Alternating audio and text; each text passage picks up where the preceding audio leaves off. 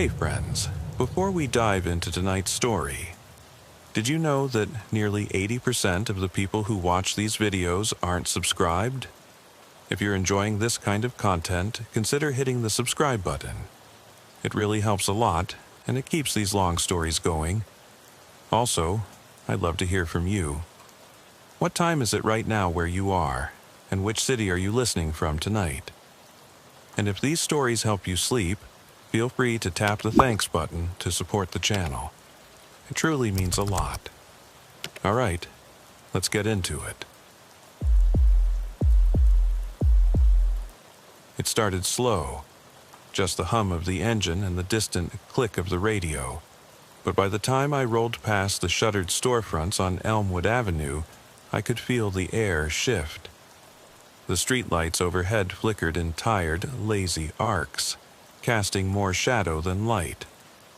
My name's Jackson Reed, badge number 4782, night shift patrol for the Brookside County Sheriff's Department. I've been on this graveyard beat for 6 years, and I've learned one thing. These hours will get in your head if you let them.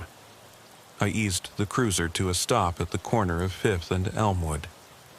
The call had come in 15 minutes ago. A silent alarm at the closed auto shop, code 1078. No motion detected on cameras, no glass broken, just the alarm panel's shrill insistence.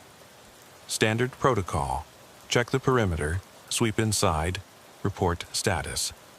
I clicked on the squad mic. Unit 5 to dispatch. I'm on scene at Harper's Auto, proceeding with exterior check. No answer. The radio crackled, then fell silent. Typical for this time of night, dispatch is stretched thin. I stepped out, boots crunching on gravel mixed with broken shards of asphalt.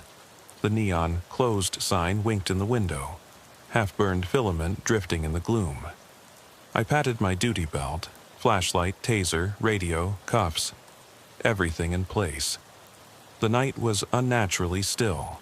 No breeze stirred the loose papers by the dumpster. No cicadas, no distant bark of stray dogs. Even the usual hum from the highway a mile away was muted, as if somebody had turned down the world. I swept my flashlight beam over the rows of parked cars. Dusty sedans, a battered pickup, tires flat on one. Nothing moved. I circled to the back door. The padlock looked intact. I ran a gloved hand along the frame. No pry marks, no scuff. I tapped the door. Solid. I clicked the radio mic. Unit 5 to dispatch.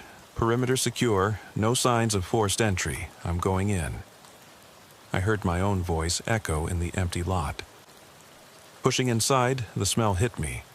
Oil, rubber, and something faintly metallic, like old blood or coolant leaking onto concrete. My flashlight beam danced over tool racks, oil-stained floors. A lift arm raised as though waiting for a car that never came. In the corner, a set of tire irons lay arranged in a neat row, handles aligned. Too neat. I called out, "Harper's? You here?" My voice sounded small. No answer. I moved deeper, boots slipping on a slick patch near the lift. My reflection in a grimy window pane wavered. For a moment, I thought I saw someone behind me. I spun. Nothing. A soft clack echoed from the office at the back. I approached, heart thudding. The door was ajar. Inside, papers fluttered on the desk, as if disturbed by a breeze, but the windows were closed. The computer monitor stood dark, its screen cracked. On the desk lay a single white envelope, unsealed, addressed to Officer Reed. My pulse spiked. I picked it up. Inside was a scrap of paper, edges torn, with 2 words typed, "Look up." No signature, no context. I glanced at the ceiling tiles. Everything looked normal. Fluorescent panels, some flickering. I shone the flashlight upward. One tile at the far end seemed slightly misaligned. My gut told me to leave it. Protocol says, don't touch evidence until backup arrives. But curiosity, and something darker, pushed me forward. I climbed onto a chair and slid the tile aside. Above was a narrow cavity, wires snaking through. And there, pressed into the insulation, was another note. Hastily scrawled in black marker, "Don't leave." My radio crackled. "Unit 5, you still there?" "Dispatch." I cleared my throat. "Yeah, I'm fine. Found some notes. Might be a prank." I heard typing. "There was a burglary nearby 2 nights ago. Harper's reported nothing missing. Be careful." I slid the tile back and climbed down. The air felt colder. My breath puffed in small clouds. I stood in silence, listening. Then, faintly, I heard a soft scrape, metal on concrete, from the front of the shop. I drew my flashlight and walked toward the sound. Each step felt heavier, as if the darkness pressed against me. At the big garage door, I saw fresh scuff marks on the floor, tire tracks leading out, but none leading in. A car had been moved recently, or someone had driven out without opening the door fully. I crouched to inspect the tracks. They ended abruptly at the threshold. Outside, the lot was empty. No footprints in the gravel. No tire prints on the asphalt. It was as if the vehicle had vanished. My radio crackled again. "Unit 12 responding, ETA 2 minutes." Relief washed over me. I clicked the mic. "Copy that. I've got something here." I stood, shining the beam across the shop. The lift arm creaked, shifting slightly. I frowned. There was no weight on it. Then I heard a whisper so soft I almost missed it. "Officer Reed." The voice came from right behind me. I spun, heart in my throat. No one. The beam landed on empty space. "Who's there?" I called, voice tighter than I intended. Silence. The whisper came again, just beyond the light's reach. "Go back." I took a step back. The temperature dropped further. My breath was rapid now. I glanced at the entrance. 2 minutes until backup. But every muscle in me screamed to run. Instead, I moved toward the office door, planning to retreat. As I passed the tool racks, something caught my eye. A wrench lying on the floor, handle pointing toward me. I knelt, picking it up. The metal was warm, as if just touched. I stood, and in that instant the lights flickered. For a heartbeat, the entire shop plunged into darkness. My radio sputtered to life with static. I dropped the wrench, drawing my service pistol. The beam of my flashlight darted around. The door to the office slammed shut.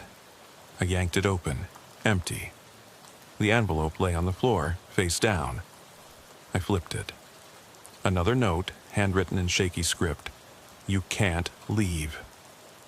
My pulse hammered. I backed out of the office, pistol raised, flashlight trembling in my hand. The garage door rattled as if something large pushed against it from the inside. I rushed to the controls. Nothing. The keypad was dead. No lights, no motor sound. Footsteps, heavy and slow, echoed from the back of the shop. They were not mine. They came closer. My skin crawled. I radioed, hands shaking. "Dispatch, Unit 5, emergency. I need assistance now." Silence. Then the whisper, right at my ear. "Why are you running?" I spun, fired a shot at the darkness. The sound cracked, reverberating off concrete. My flashlight beam caught movement. A shape lunging away, melting into shadow. I bolted for the exit, shoulder slamming into the glass door. It held. I smashed my fist against it. "Let me out!" I pounded until the frame cracked. Then the door gave way, and I tumbled into the lot. I didn't stop running until I reached my cruiser. I slammed inside, locked the doors, and hit the siren. The wail shattered the night. As I peeled out, I looked back. The shop sat silent, windows dark. No sign of the shape, no flicker of light. Backup arrived moments later. I pointed to the shop. "Check in, something's wrong in there." They approached cautiously. I stayed in the cruiser, hands white on the wheel. When they radioed back, all clear, no one inside, no footprints, no prints on the wrench, no evidence of forced entry beyond normal, I knew they'd find nothing. I turned off the siren and drove away. My cruiser's heater finally kicked in, blowing warm air that did nothing to thaw the chill in my bones. I glanced at the timestamp. Exactly 3:17. 2 minutes until 3:19, the time that lingers in my mind. By morning, I filed the report. False alarm, prank devices found. I left out the notes, I left out the whisper, I left out the shape in the dark. Because no one would believe me. But I know what I heard. I know what I saw, or thought I saw. And I know I'll never patrol Elmwood Avenue alone again. The road back to the station should have felt like safety, but the cruiser's engine noise was hollow in my ears. Every bump in the asphalt sounded like footsteps behind me. When I finally pulled into the lot, the fluorescent bulbs over the booking entrance flickered, casting long, jittery shadows that pooled and stretched across the concrete. I killed the engine and sat for a moment, letting the red digital clock on the dash blink 3:45. Backup units were inside clearing the auto shop. Protocol said to wait, but I needed air. I cracked the window and inhaled the damp night. The scent of oil and gasoline still clung to my uniform. My hands trembled so badly I nearly dropped the radio mic. Through the glass, I saw Deputy Alvarez emerge from the building, flashlight in one hand, handheld radio in the other. He waved and headed toward me. I opened the door before he reached the cruiser. "Everything clear?" I asked, voice rough. Alvarez shook his head. "Nothing. We did a full sweep, under the lift, in the office, attic space, crawl space. No prints, no hidden compartments, no sign anyone was in there except you." He studied my face. "You okay?" I forced a nod, just tired. He didn't press. Instead, he slid into the passenger seat. "Look, Reed, I know graveyard shift plays tricks on you. We all get spooked. But this..." He tapped the roof. This was serious. I glanced back at the dark silhouette of Harper's auto. "Those notes..." He raised his brows. "You found notes?" I pulled the scrap from my pocket. "Look up. Don't leave. You can't leave." 3 messages, all aimed at me. Alvarez frowned and took the paper. "Whoever did this knows you, knew you'd come back alone." He paused.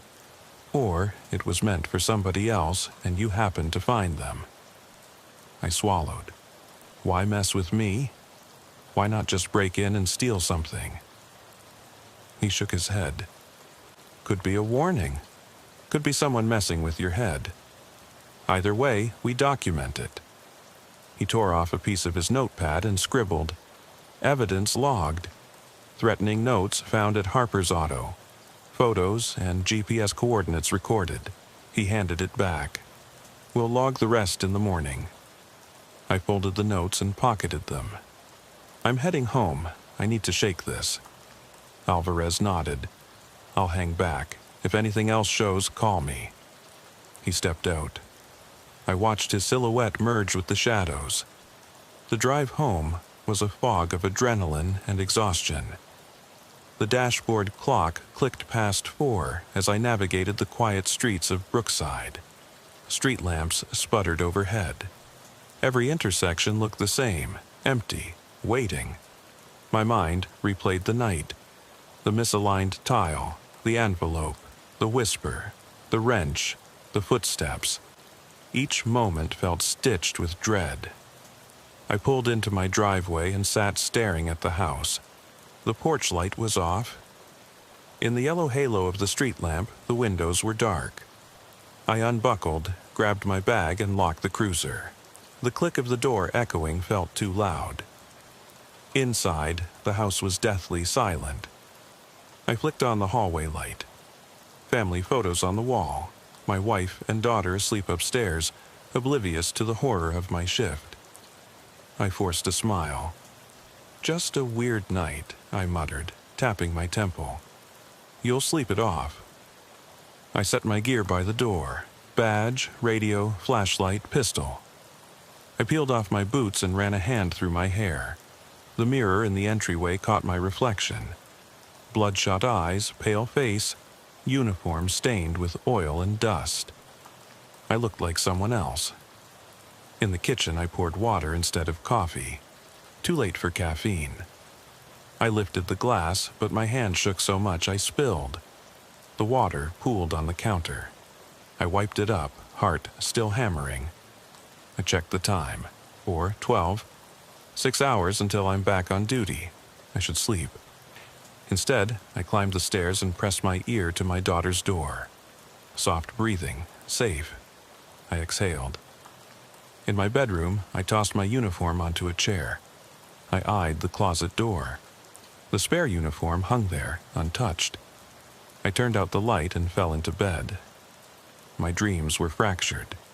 Fluorescent lights bursting. A woman's pale face in the passenger seat, whispering my name. The wrench spinning on the floor, the garage door rattling. I woke at 5:30, sweat on my brow, heart racing. I lay still, listening. Nothing. The digital clock read 5:47. 2 hours until roll call. I needed sleep. I closed my eyes. At 7:30, my alarm jolted me awake. Morning shift. I moved like a ghost. Shower, coffee, uniform. The station was bright with daylight bulbs and morning traffic on the radio. Veterans swapping stories about breakfast runs. I forced a laugh when someone asked about last night's call. Sergeant Morgan approached. "Reed, heard about Harper's Auto, you all right?" His tone was casual but concerned. I straightened. "Yeah, Sarge. False alarm. Prank, maybe." He studied me. "You sure?" "You look beat." I nodded. "Just need rest." He grunted. "Get some." "And Reed, nice work checking it out. We'll follow up on those notes." He turned away. I watched him go. "Follow up?" Like it was paperwork, not whatever that was. By midday, the station's rhythm steadied. I filed my own supplemental report.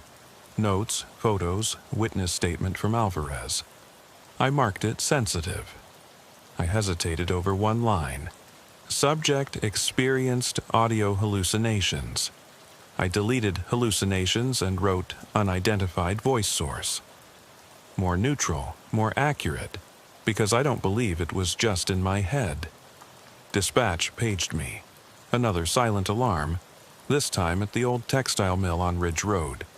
I typed back, "On it." My hands were steady now. The adrenaline had faded to a low hum. I grabbed my gear and cruiser keys. Before I left, I paused at the evidence locker. The locket from 2 nights ago lay sealed in a bag. I stared at it. The coroner's office had cataloged it as William's personal effect. I touched the plastic. Then I slid it back in. Some things I don't need in my head right now. I stepped outside. The sun was low in the sky, afternoon glare turning everything gold. The mill loomed silent, its windows boarded. Another empty place, another call to check. I slid into the cruiser and pulled away. As I turned onto Ridge Road, the rearview mirror caught a flash of white in the passenger seat. I jerked my head around. Nothing. My pulse quickened. I blinked. The seat was empty. I took a deep breath and whispered, "Not again." I forced my breathing steady. There are no passengers. Not anymore. Just me. Just another silent alarm. My radio crackled. "Unit 5, status?" I keyed the mic. "On Ridge Road, approaching the mill." The mill rose like a tombstone against the sky.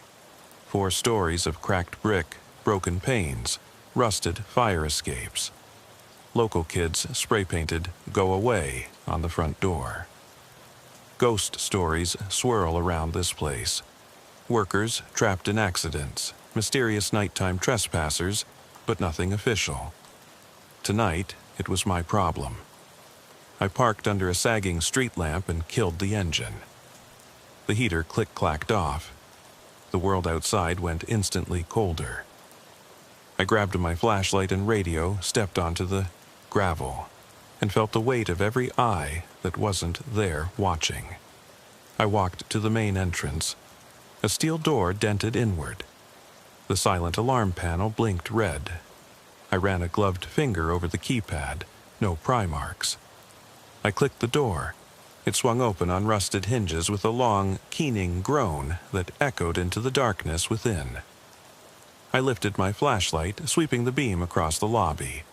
Broken machinery lay strewn like skeletons of industry. Puddles gleamed where roof leaks dripped onto concrete. A single shaft of late-day sun filtered through a hole overhead, illuminating swirling dust motes. I stepped inside, boots echoing. Each footstep sounded cavernous, swallowed by shadow.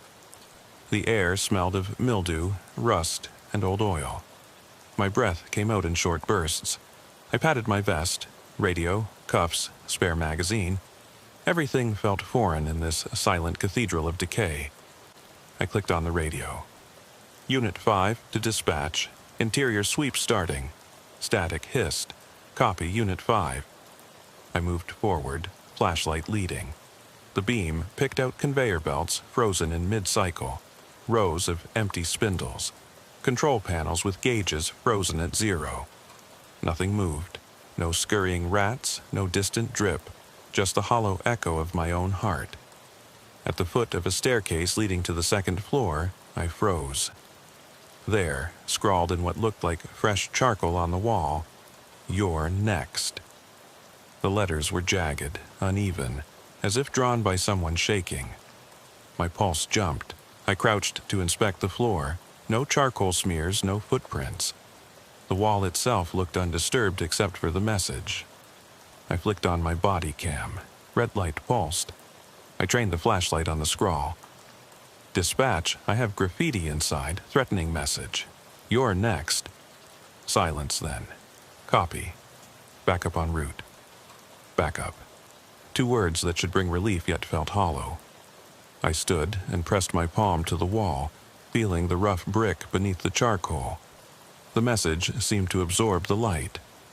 I swallowed, turning away. I climbed the stairs. Each step creaked. My flashlight beam bounced up the stairwell, illuminating rust flakes and pigeon droppings. At the landing, more writing, this time on a steel support beam. "Stay with me." Beneath it, smeared into the metal, were faint handprints. Not dusty white, but a darker shade, like oil mixed with something else. I shone my light. The prints glistened. My stomach roiled. I snapped photos. "Handprints on beam, unknown substance," I murmured into the mic. A distant clang echoed from below. My head snapped down. Somewhere under me, metal struck metal. I froze. The beam scanned the darkness. Nothing. "Did you hear that?" I whispered to the emptiness. Only my breathing answered. The stairwell stretched upward into blackness. I took a breath and climbed on. At the second floor, the corridor opened into a long hall lined with doorways. Office spaces, storage rooms. The flashlight picked out peeling paint, bird nests in corners, stray papers drifting in the faint breeze from broken windows. At the far end, I saw movement, a flicker of white behind a door's shattered glass. I approached slowly, every instinct screaming to retreat. The door hung crooked. I pushed it open. Inside, overturned chairs, a desk lamp shattered on the floor, and on the wall, scrawled again, "Don't forget me." Underneath, scratched into the plaster, a name, Sarah Williams. My heart hammered. That name, Sarah, the missing woman, the woman who vanished on County Road 16, the ghost I thought I'd left behind. I whispered, "No, not possible." My flashlight trembled. I stepped closer, brushing my hand along the wall where the name was carved. The plaster crumbled under my glove. I knelt to look for footprints. The dust was undisturbed except for the scratches. The office door slammed behind me. I jolted upright, spinning. The hall was empty. My beam darted along the corridor. No figure, no door movement. Only the message on the wall glowing in my light. I grabbed the door frame and wrenched the door open. It swung back and forth, metal screeching. I bolted into the hallway, heart in my throat. The silence rushed back, oppressive. My radio crackled. "Unit 5, you there?" Alvarez's voice, relief and concern. I swallowed. "Yeah, I found Sarah Williams' name carved here. I need—" The radio cut out. Static hissed. I clicked again. Nothing. The handheld was dead. Battery, interference, or something else. I patted my vest. The mic was attached, wires intact. I hit the PTT button. Silence. I shoved it into my pocket. No time. I needed out. I turned toward the stairwell, but the beam caught something at the far end of the hall. A figure, pale, slender, standing just beyond the light's reach. Her dress was thin, light-colored. She stood perfectly still, watching. "See, Sarah?" The name tumbled out. The figure didn't move. Then she turned, walking backward into the darkness, pointing up the stairs. I hesitated, boots rooted. My mind screamed to follow, to run, to do anything but stand there. Then she vanished, dissolving into the blackness of the hall. No rustle, no echo, just gone. I ran for the stairwell, 2 steps at a time, flashlight bobbing. The stairs groaned. At the top, the corridor stretched into deeper shadow. I swallowed, forcing forward. My skin prickled. The temperature dropped. My breath fogged. At the end of that corridor was a locked door, heavy steel, peeling paint. A keypad beside it blinked green. I approached, heart hammering. The panel lit up as I neared. I didn't touch it. A note lay taped to the door. Key inside. I glanced around. No windows here, no breeze. The note fluttered slightly as if touched by a breath. I tore it off. On the back, scrawled in the same shaky hand, "Find me." My ribs ached as the air tightened around me. I pressed my palm to the door. It was warm, unnaturally so. The heater in my cruiser had never felt this heat. I whispered, "Where are you?" The corridor answered with silence. Somewhere deep within the mill, machinery groaned to life. A low, rhythmic thrum. The floor vibrated under my boots. I stumbled, regaining balance. The lights flickered. One bulb overhead popped, raining sparks. Darkness swallowed half the corridor. Panic clawed at me. I fumbled for my radio. Static. I patted my vest for my backup pistol. It clicked reassuringly. I pressed my shoulder against the door and pushed. It opened inward with a reluctant creak. Inside was a small room. Windowless, the walls lined with filing cabinets. Papers littered the floor. In the center, a single chair faced away from me. On it hung a thin dress, identical to the one Sarah wore on County Road 16. The fabric was stained, dirt caked. I swallowed hard. I stepped closer. The chair scraped as I moved it. The dress draped over the back, empty. My flashlight illuminated a metal ring on the floor. A key ring with a single key. I picked it up. Cold, heavy. I slipped it into my pocket. A soft whisper behind me. "Thank you." I spun. Empty room. The chair stood alone. The door swung shut with a clang. I yanked it open and backed into the hall, heart exploding. The corridor was empty, silent except for my ragged breathing. I didn't stop to wonder. I ran down the stairs 2 at a time, flashlight beams slicing through the black. The ground floor lobby came into view, moonlight through broken windows. The exit door stood at the far end, keypad dark. I fumbled the key ring, found the key, and slid it into the lock. The door clicked. I heaved it open and spilled into the night air. My lungs burned. I slammed the door behind me and turned the knob deadbolt. I leaned against it, shaking. Outside, the street lamp overhead flickered. The world felt too loud. Wind in the trees, distant cars, my own heart pounding. I looked down at the key in my hand. No label, no tag, just the metal ring and the single key. I pocketed it. I'd figure that out later. Right now, I needed to get back to the cruiser, get backup, get sunlight. I stepped onto the gravel, turning for one last look at the mill. In the broken window above the door I'd exited, I thought I saw her silhouette, Sarah, watching. Then she vanished. I ran. As I reached the cruiser, my radio crackled to life on its own. "Unit 5, you copy?" "What's your 20? Alvarez's voice, urgent. I fumbled the mic. I'm at the exit. I got the key. The place. There's writing, handprints, address." I trailed off. "Slow down," he said. "We're outside. Stay put." I climbed in, locking the door. The passenger seat was empty, but I half expected to see her there. I flicked on the dome light. Nothing. Alvarez and 2 deputies approached the front door, keys and flashlights in hand. I watched them move toward the mill, feeling both relief and dread. I set the key on the dash, staring at it. It gleamed under the dome light. Too clean, too purposeful. "Reed," Alvarez's voice called me over the radio. "Come on out." I exhaled and stepped into the night again. The gravel crunched beneath my boots. I took the key with me. I wasn't leaving it behind. Not now.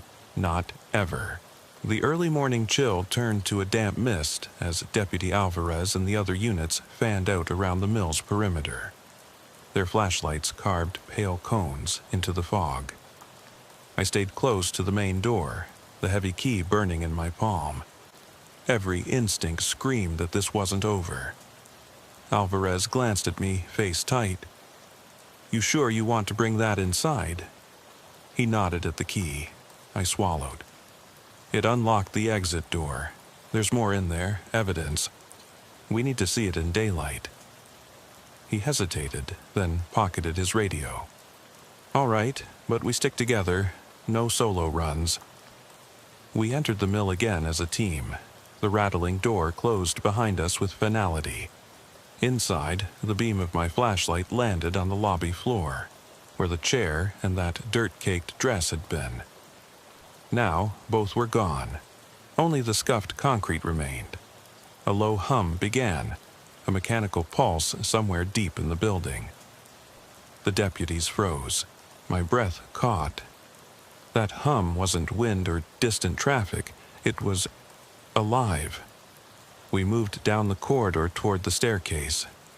Each step creaked under our weight. The second-floor hallway was darker now. Half the emergency lights were dead. The walls bore fresh charcoal messages. "I'm here. Don't forget." Beneath them, oily handprints glistened. The team photographed everything. In the office where Sarah's name was carved, we found new scratches. Another name, Reed. My stomach dropped. Someone had carved my name into the plaster, as though marking territory, as though claiming me. Alvarez spoke into his radio. "Dispatch, we have a situation. Possible suspect unknown inside. We're proceeding with caution." No reply. The static crackled like distant laughter. Ahead, a door slammed. We rushed forward. The door to the utility room hung open.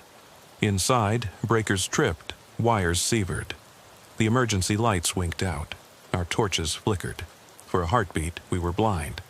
Then, in the darkness, I heard her voice, soft, distant, echoing down the hall. "Find me." A deputy shone his light toward the sound. Nothing. Another whisper. "Please." We advanced. The third-floor staircase groaned underfoot. At the landing, the corridor stretched interminably, lined with boarded-up windows. Moonlight seeped through cracks, illuminating swirling dust. At the far end, a figure stood, pale, thin. Sarah. She turned her head slowly, lips parting in that same deliberate smile. Her eyes, empty, distant, locked on mine. I took a step. She raised a finger. 1, then 2, then 3, pointing up. I glanced back at Alvarez. He nodded. We climbed the final flight. The attic door loomed above us, padlocked. The key in my hand grew hot. I fitted into the lock. It turned with a click that echoed like a gunshot. Inside, the attic was cavernous. A tangle of rafters, broken machinery, and forgotten debris. In the center, illuminated by moonlight through a gaping hole in the roof, was a figure slumped against a support beam. A woman's silhouette, dress tattered. Sarah. I approached, heart pounding. Her head lolled forward. As I neared, she lifted it, eyes glistening with unshed tears.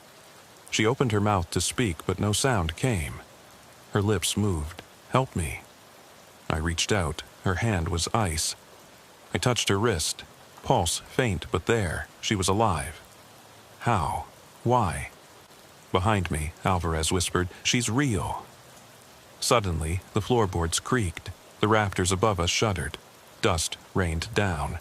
A shape moved in the shadows, tall, indistinct, watching. "Who's there?" I called, a voice raw. No answer. The shape melted deeper into darkness. Sarah's head fell back. She dropped to the floor with a soft thud. I knelt, checking her wrist. Pulse gone.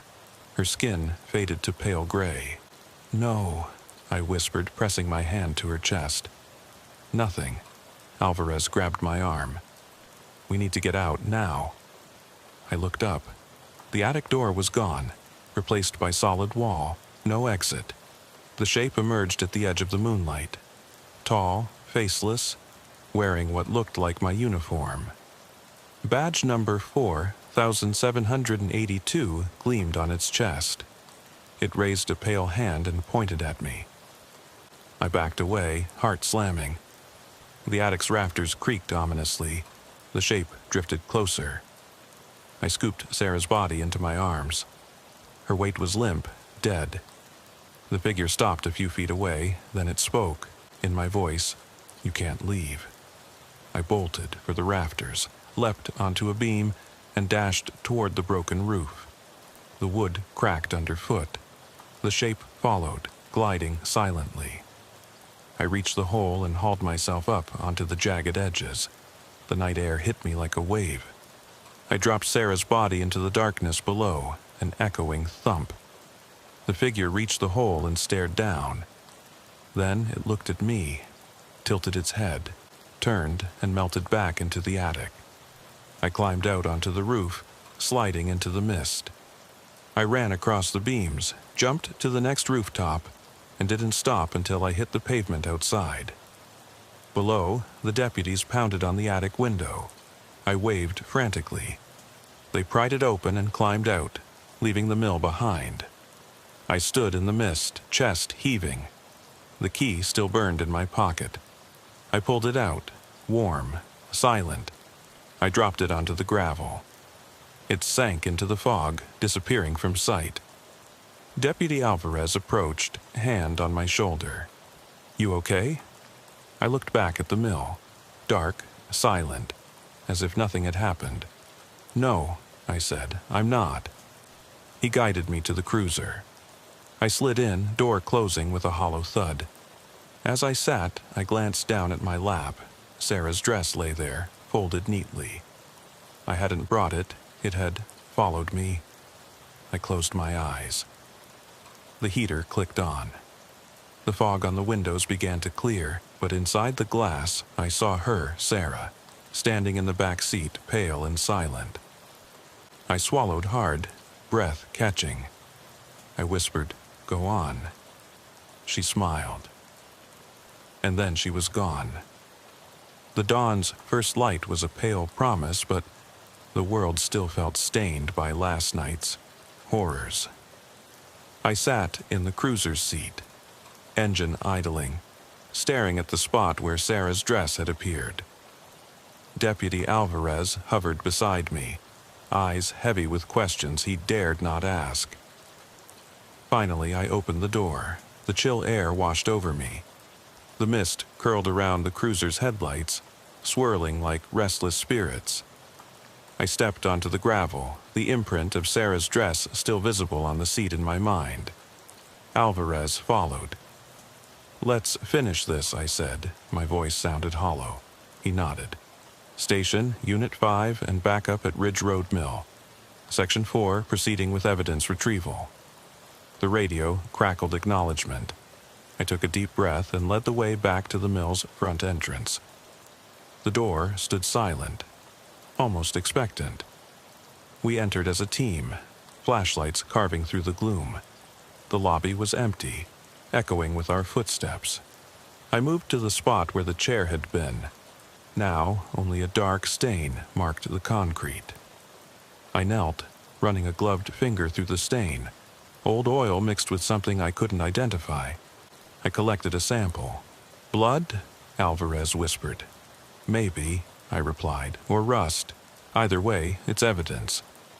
We advanced down the corridor. The walls still bore the charcoal messages. "I'm here, don't forget. Read." Each word a clawing reminder that we were not alone. The oily handprints glistened in our beams. We photographed everything, careful to avoid disturbing prints. At the staircase, I hesitated. The steps had groaned under my weight the last time, threatening collapse. But I had to know what lay above. I climbed, each footfall measured. Alvarez and 2 deputies followed. On the second-floor landing, we found footprints in the dust. Bare footprints as small, leading toward the sealed door at the end of the hall. I crouched, examining the trail. The prints stopped at the door. No sign of passage. I rose and approached the door. The keypad was dark. I pulled the key from my pocket, the one that had been burned hot in my hand. I fitted it into the lock. It turned smoothly. As the door swung open, a gust of stale air rushed out. Inside was a narrow corridor, walls lined with lockers. The smell was acrid, urine, mold, decay. My flashlight caught movement. A door ajar at the far end. We entered. The door slammed shut behind us. One deputy yanked it open. The frame groaned.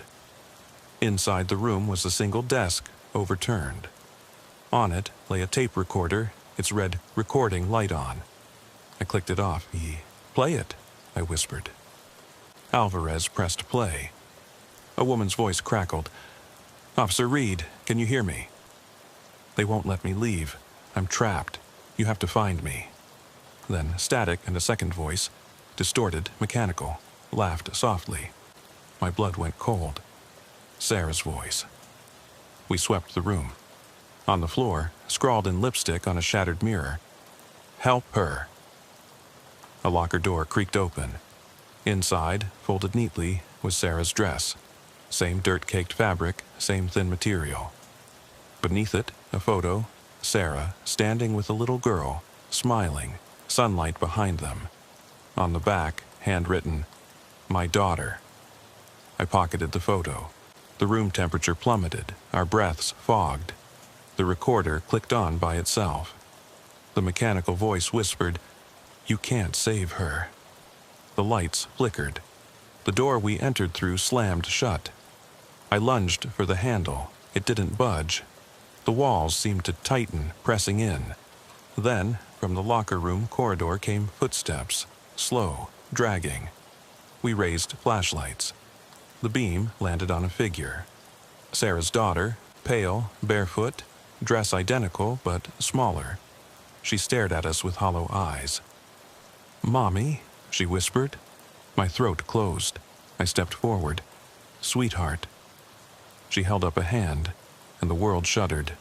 The lockers rattled, the ceiling groaned. A shape formed behind her, tall, faceless, wearing my uniform badge gleaming. The girl looked back at it, then at me. "He won't let me go," she said. I swallowed. "I'll get you out." She shook her head. "You can't leave." The shape lifted a hand, pointing at me. I felt its accusation: trespasser, kidnapper, witness. Then the little girl vanished. The shape stepped forward. I braced for it. But before it could reach me, Alvarez fired a shot into the ceiling. The bullet ricocheted, sparks flew, and the shape dissolved into shadow. The lights surged back on. The door clicked open. I grabbed the recorder and photo. We fled down the stairs, breaking into the lobby. I punched the door open, stumbling into the mist outside. Alvarez locked eyes with me. "We have to call this in.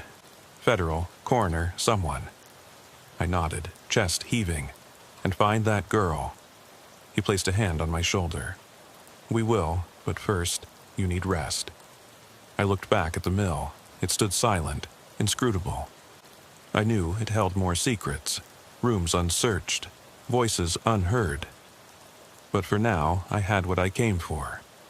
Proof that Sarah and her daughter had been real, and a tape that would haunt me forever. As we climbed into the cruiser, the recorder played on the seat between us, looping Sarah's plea. "Officer Reed, you have to find me." I switched it off. The ride back was silent. The mist cleared into dawn. The golden light felt unnatural after the mill's darkness. I glanced at Alvarez. "We'll solve this," he said. I nodded, gripping the photo. For her daughter and for me. The day shift crew filed in as we returned. I handed the evidence to the sergeant. Tape, photo, samples. He frowned, scanning the items. "What the hell happened?" he asked. I met his gaze. "Something beyond our protocol, but it's real." He didn't reply. He just nodded and ordered an investigation. That afternoon, I sat at my desk, staring at the photo of Sarah and her daughter. The little girl's smile was bright, innocent, so out of place in the nightmare we'd endured. I traced the handwriting. My daughter. A report on the desk caught my eye. Missing persons. A girl matching the photo, 9 years old, disappeared near County Road 9 months ago. Case closed, ruled runaway. I grabbed the file. Inside was Sarah's name as next of kin. I closed the file. I knew what I had to do. As I left the station, I pocketed the photo and tape recorder. The mist had lifted. The sun shone warmly, but I felt the chill at my back, the knowledge that some places never let you go, some voices never fall silent. I climbed into the cruiser, started the engine, and drove toward County Road 16. The highway stretched out before me, silver in the early morning light, yet every mile felt heavier than the last. I drove in silence, the photo of Sarah and her daughter tucked against the dash, the tape recorder's flatline silence, a reminder of voices that once pleaded for help. My mind replayed the mill's horrors, the chalked warnings, the oily handprints, the attic's locked door, the whispering shape in my uniform. But those horrors faded into something sharper now. A purpose.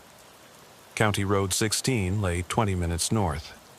The asphalt ribbon cut through dense pines and abandoned farmsteads.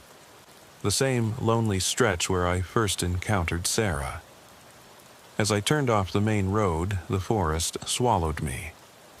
My headlights picked out mist curled around tree trunks, and the air smelled of damp earth and decay. I slowed, heart thudding. This place was a crossroads of vanished people. Sarah Williams, her daughter, others long forgotten. I had to find them. I parked at the old pull-off, where years ago a faded sign warned no services next 20 miles. The gravel crunched under my boots as I approached the spot where I'd first seen her, that night when the world felt abandoned. I scanned the shoulder. No footprints, no discarded items, nothing but cracked pavement and pine needles. I crouched, running a gloved finger along the edge. There, half buried in gravel, was a small metal locket, tarnished but unmistakably the one Sarah wore. I pried it free. Inside lay a faded photo of the little girl, smiling up at her mother. A breeze stirred the pine needles. My breath caught. I whispered, "I'm coming."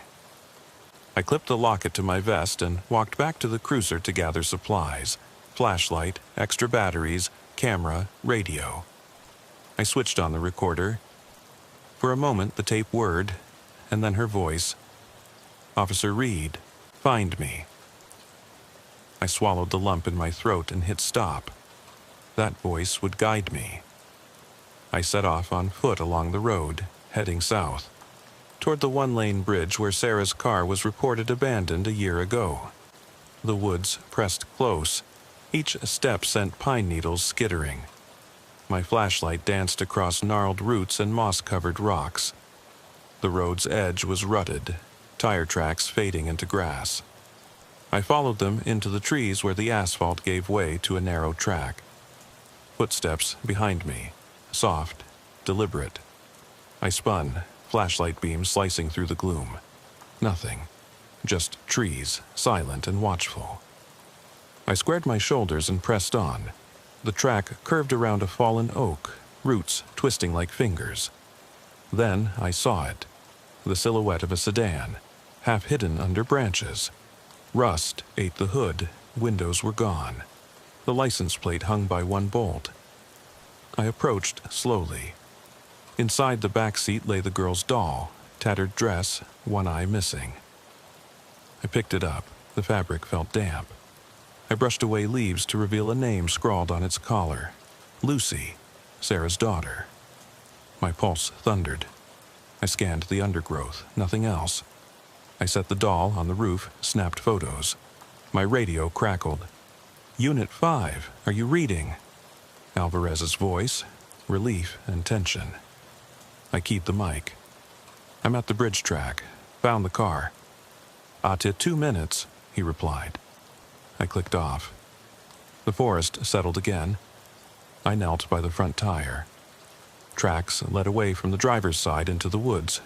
Footprints and small scuffs where the girl must have slipped. I followed the prints, heart hammering. They led uphill to a clearing ringed by birch. At its center stood an old well, masonry stones dark with moss. A wooden cover lay askew. I shone my flashlight into the well. Darkness. A faint drip echoed from its depths. I brought out the recorder and laid it on the stone. Press play. "Help me." The tape crackled. The drip answered. I leaned over the opening, heart in my throat. Something moved below, dark shape, shifting. I swallowed and called, "Lucy? Sarah?" Silence, then a soft sob. I peered deeper. The beam revealed a small handprint on the wet wall, a smear of dirt. I dropped the flashlight. It clanged against the stones, and grabbed the rope beside the well, tossed the end down. It coiled until the hook caught on something. I pulled. It slid free. My hands shook. I tied it to a rusted post and tested the knot. Then I climbed down, boots slipping on damp stones. At the bottom, the well chamber opened into a narrow tunnel carved into earth. The air was cold, musky. I hitched my flashlight to my helmet and crawled forward. The tunnel sloped upward. Water dripped from the ceiling. My fingers brushed against damp rock, then against something woven. Fabric. I paused. The doll's missing eye lay on the ground. I picked it up. The tunnel opened into a small chamber. Roots hung from the ceiling, tangled with wires and plastic sheeting. In the center, huddled against a wall, was a figure, small, rocking. "Lucy?" I whispered. She looked up, pale face streaked with tears, eyes wide. I eased forward. "It's okay, I'm here." She didn't move. I knelt, holding out my hand. She reached for me. I scooped her into my arms. She was cold, trembling. I hugged her, heart breaking. "I've got you." Behind me, the tunnel mouth shimmered. I turned. A woman stood there, Sarah. Her dress thin, stained, hair plastered. Relief and horror warred on my face. She stepped forward, eyes pleading. "Take her. she mouthed. I nodded, turning back to Lucy. Mommy, Lucy whispered. Sarah's face blurred. She pointed back into the tunnel. Then she began to fade, like mist in sunlight. No! I reached out, but Sarah dissolved into shadow. I heard footsteps above, Alvarez's voice calling. I called back, voice echoing. I lifted Lucy and climbed the rope ladder. Each rung creaked. At the top, deputies waited, flashlights trembling. They pulled me out. I hugged Lucy tight. Alvarez knelt. You okay, kiddo? She nodded, burying her face in my uniform. I glanced into the well. The wooden cover lay in place. No sign of Sarah. The damp stones glistened. The locket lay on the ground. I picked it up and pocketed it. Back in the cruiser, Lucy asleep in the passenger seat, I placed the recorder on the console. I pressed play. Sarah's voice broke the silence. Officer Reed, you found her. Thank you. Then static, and another voice, soft, mocking. But you can't leave. I swallowed. I glanced at Lucy, safe now, and then at the road ahead. The county line sign loomed. Welcome to Brookside County. I started the engine. As we drove toward home, the forest receded, morning light gilding the treetops. Lucy stirred and opened her eyes. She held up the doll. Thank you, Officer Reed. I managed to smile. Any time, kiddo. But in the rearview mirror, I thought I saw Sarah's reflection in the back seat, watching, silent. I blinked. The seat was empty. I reached into my pocket and touched the locket's cool metal. Inside, the faded photo of mother and daughter. Proof. Evidence. A promise kept. Yet, as the miles ticked by, the road felt endless. The mist rose behind us like fingers. And deep in my gut, I knew the graveyard shift never truly ends. Some calls echo through time. Some passengers never really leave your cruiser. When I pulled into the driveway, deputies and paramedics were already there to take Lucy. She waved shyly. I lifted my hand. Inside the house, I placed the recorder and locket on my desk. The clock read 9:02, hours until my next shift. I stared at the tape recorder's red light, off now, but ready. I traced the letters on the locket, SW. Then I heard it, a soft click behind me. I spun. The front door was ajar, no sign of forced entry. The hall was empty, silent. I stepped forward, heart in my throat. On the living room floor lay a scrap of paper, 2 words typed in black marker, I'll stay. My breath caught. I looked at the recorder, the locket, the empty doorway, and I realized the shift never ends. Not really, and neither does she. I closed the door, locked it, and pocketed the note. The sky overhead had turned a bruised purple by the time I finally climbed out of the cruiser. The street lamps flickered as if exhausted, casting long, wavering shadows across my front yard. I paused on the porch, hand on the doorframe, the weight of the night pressing in. Behind me, the recorder and locket lay on the passenger seat, silent witnesses to what had happened. In front of me, the door beckoned like the threshold between 2 worlds, the one I patrolled and the one I could never leave behind. Inside, the house was dark and quiet. I flicked on the hallway light and paused at the foot of, the stairs. A pair of tiny footprints, wet, muddy, led from the living room toward my daughter's room. My heart froze. I followed them, boots echoing on hardwood. At the doorway, I saw her, Lucy, curled in her bed, clutching the doll. She slept peacefully, eyelashes fanning pale cheeks. I exhaled. The prints stopped at the bed. No footprints to her door, none leading away, as if she'd simply appeared. I knelt and brushed a lock of hair from her forehead. "Kiddo," I whispered. She stirred, mumbled, then turned and hugged the doll tighter. I studied the footprints on the floor, tiny, bare, perfect impressions in the dust. I ran a gloved finger along the edge. The dust was gone where she'd walked. The rest of the floor coated in a fine gray ash. I glanced at the recorder on my desk. It clicked softly, as if breathing. In the kitchen, I poured water into a glass. My reflection fractured in the window's dark. Behind me, movement. A flash of white in the living room. I spun. Nothing. My breath caught. The radio on the counter crackled to life. Static, then Sarah's voice, "I'll stay." The words echoed, then faded. I lifted the glass with trembling fingers and sipped. The water tasted of metal and memory. I gathered the recorder, the locket, and the scrap of paper with "I'll stay." I carried them upstairs to my office. The room smelled of old coffee and leather. I set the items on the desk and sat, running my hands over the wood grain. The recorder's red light pulsed once and went dark. The locket gleamed under the lamp. I opened it. Inside, Lucy's photo and a single mother-of-pearl button that hadn't been there before. I pocketed the button, its surface smooth and warm. On the wall, the clock ticked toward midnight. Hours until my next shift. I'd been awake for more than 24 now, but sleep felt impossible. The edges of reality had blurred.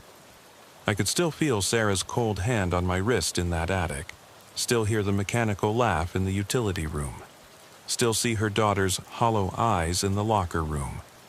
My phone buzzed.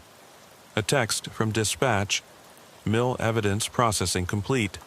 Coroner confirms locket and dress fibers match missing persons. Daughter still unaccounted for." I tapped back. Copy. Continuing search. I stood and moved to the window. The neighborhood lay silent under the mist. Porch lights winked off. Somewhere a dog barked. The world went on, unaware of the hollow beneath the woods, the well's hidden tunnel, the empty rooms where echoes lingered. I thought of the words carved on those walls. "You're next. Stay with me. Help her." And the ones written for me: "I'll stay." I turned from the window. On the desk, the recorder clicked on by itself. I pressed play. Sarah's voice, faint. "Officer Reed, you kept your promise." Then a child's giggle, Lucy's, mixed with static. Then the mechanical voice, "Shift's not over." My jaw tightened. I picked up the recorder. "No," I said softly. "It's not over until I decide." I hit stop. The room fell silent. I gathered my gear, flashlight, extra batteries, handcuffs, radio. I clipped the mother-of-pearl button to my vest.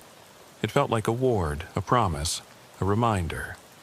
I stepped into the hallway. At the end, the front door stood closed. I opened it. The mist curled around me. The gravel crunch under my boots led back to the cruiser. I climbed in, the seatbelt clicked.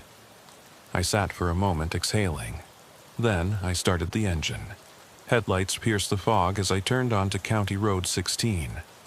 The asphalt stretched into darkness, flanked by trees that whispered in the breeze.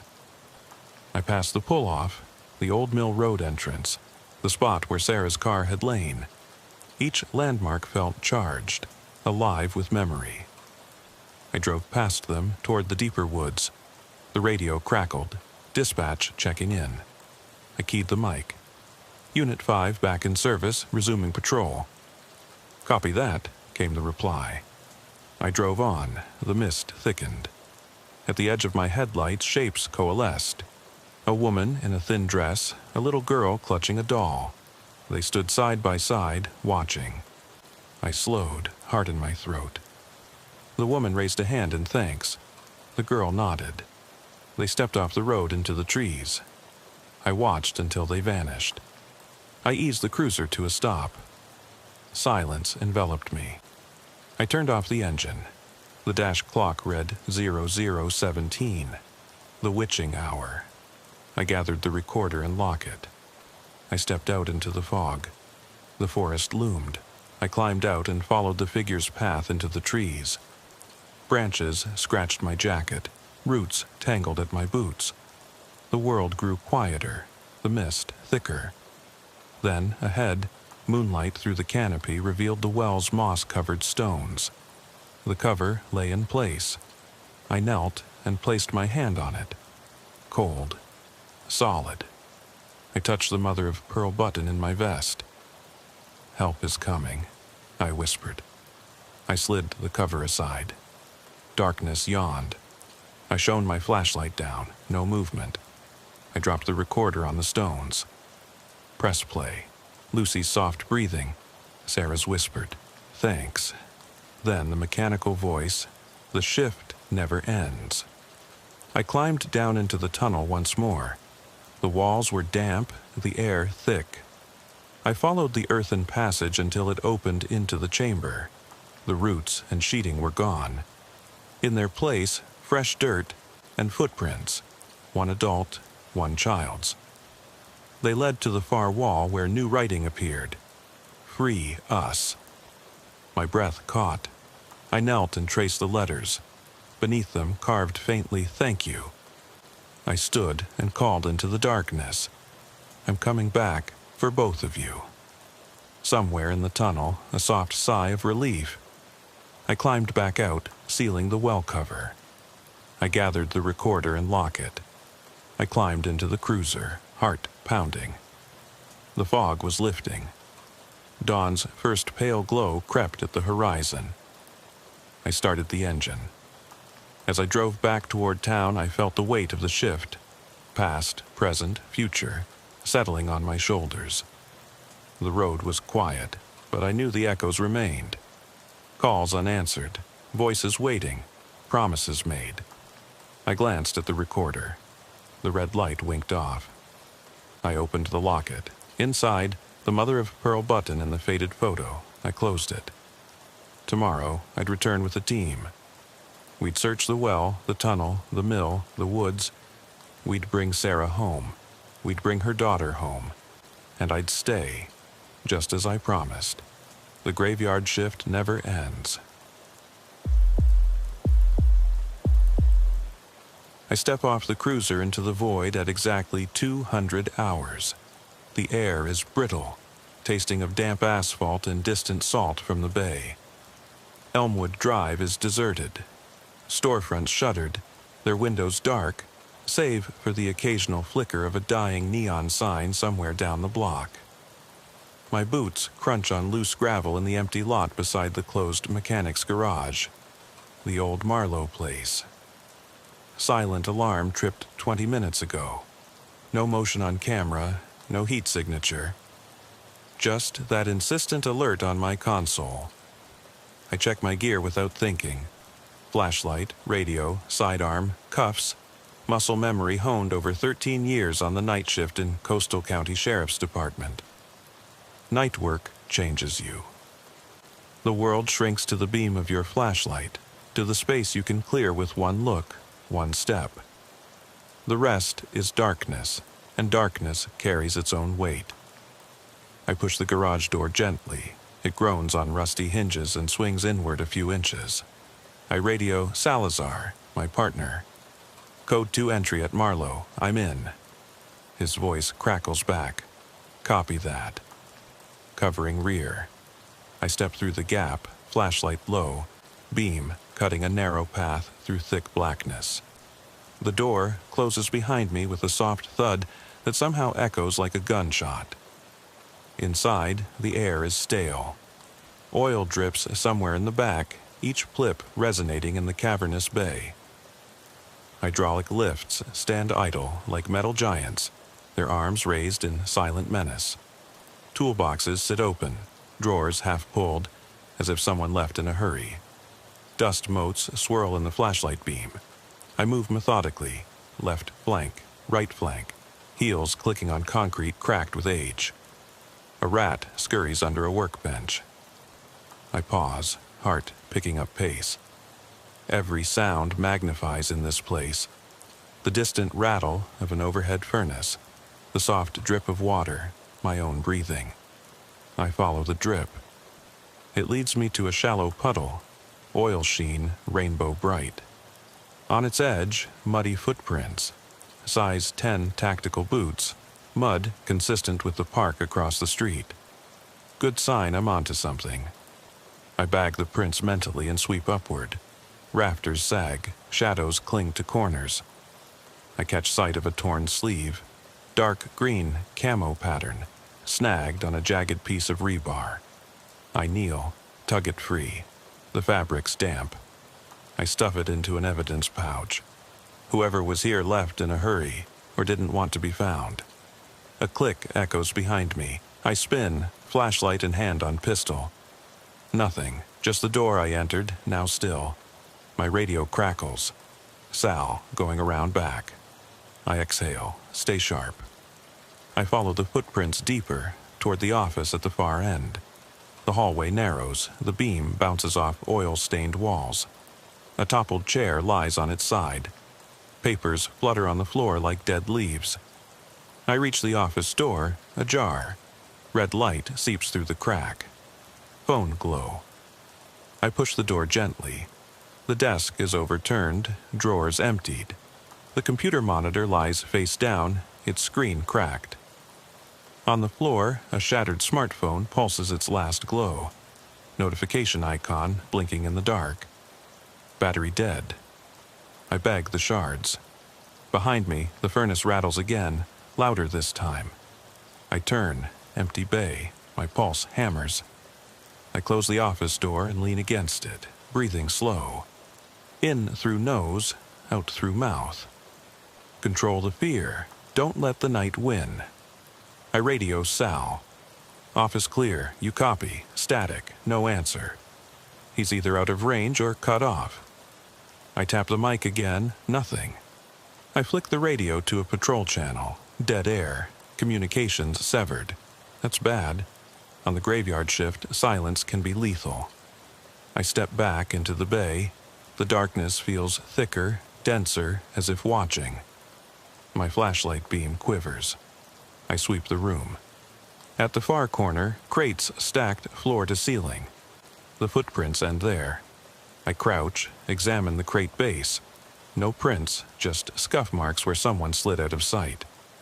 I slip between two stacks, boots brushing cardboard. Beyond is a small service door, cracked open. Faint light from outside seeps in. I push through and find myself in a narrow alley between the garage and a boarded-up convenience store. Moonlight glints off broken glass. I sweep the alley. No sign of Sal, no suspect. Just footprints trailing off toward the street. I step into the lot, radio clipped back. I call his name. My voice sounds foreign in the empty air. No answer. I sweep the main drive. Nothing but my own shadow. The warehouse door behind me yawns closed. I catch it with my flashlight, flick it back open. My reflection in a grimy window startles me. Hollow eyes, jaw tight. I look away. Back inside, I lean against the wall, plotting next move. K9 unit would track this in minutes, but they're 20 minutes out. I'm alone, heart thrumming. I check the time, 2:18, 8 hours until sunrise. The long, dark stretches ahead. A sudden clang, metal on metal from the back bay. I whip around, flashlight slicing the shadow. The hydraulic lift arm has swung, settling against a support beam. No breeze, no one near. My gut tightens. I approach the lift, hand on pistol. The beam catches fresh scratches on the beam, vertical like someone climbed down. I kneel, trace them with my finger. Climb marks. The suspect used the machinery to hide or escape. I stand and head back through the office, moving faster now. Each step echoes like thunder. The posters on the walls, old service menus, safety warnings seem to leer. I push into the bay and head for the front door, radio still dead. I flick the door switch, nothing. Power's out too. I hate the dark without backup lights. I slip my phone out, click on the flashlight app. The white LED is harsh but reliable. I sweep outside. Sal's cruiser sits idle, lights off. He must be around the corner. I jog to the rear exit, slam my hand on the door. It rattles but won't budge. Keypad above is dark, no power. I press a shoulder into it. The frame shudders. Finally it gives, and I spill out into the night. Sal rounds the corner, rifle raised. "Jesus, you ghosted," he hisses. Relief and anger mix in his tone. "What happened in there?" I tuck my pistol, rub my shoulder. Power's out, radio's dead. Something moved the lift arm, climbed down from rafters. I found camo sleeve. Prints. I hold up the evidence pouch. He shakes his head.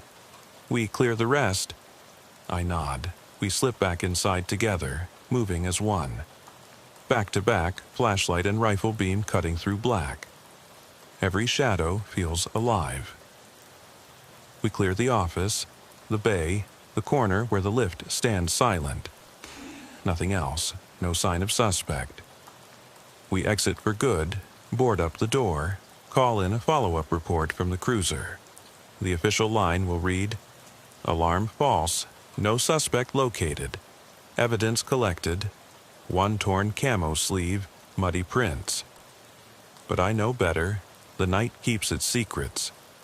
We drive on, responding to the next call. A silent alarm at the closed gas station 2 blocks over. I watch the meter tick. 2:45. The darkness presses in through the windshield. I reach for the radio. Static again. Sal kills the engine. We step into the lot under the wavering canopy lights. Pumps stand like empty pillars.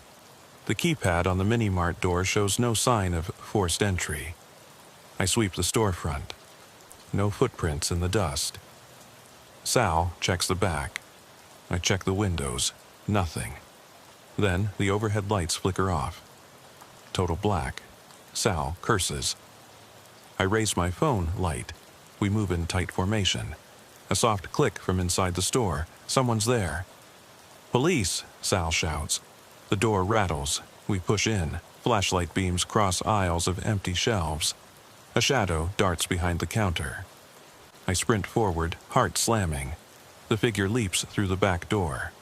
We follow, out into the parking lot, empty. The night swallows them. I pick up a scrap of paper on the pavement, a receipt from 3 days ago, time-stamped 1:02 a.m., dated March 14th. The suspect was here before. I bag it mentally. This isn't random, it's pattern. We climb back in. The cruiser is silent sanctuary. Sal lights a cigarette. Bright flare in the dark. I watch him inhale, the smoke drifting. "You ever get used to this?" he asks quietly. I shake my head. You learn to expect nothing. That way, every little thing feels like warning. He nods, taps ash. Next call, disturbance at Maple, someone screaming. I close my eyes for a moment. Picture that dark warehouse, the climb marks, the phone glow.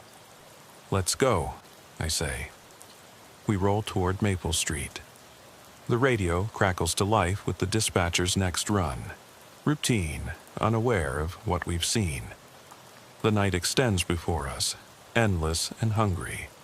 On the graveyard shift, dawn is just a promise. And promises in the dark are fragile things. I kill the engine and step into the street at 2:55 hours. The maple trees along Elmwood Drive sway in a chill wind that wasn't there a moment ago. Leaves rustle like distant whispers. Salazar lingers by the passenger door, cigarette embers glowing in the dark. He tucks it out and nods toward the boarded-up garage.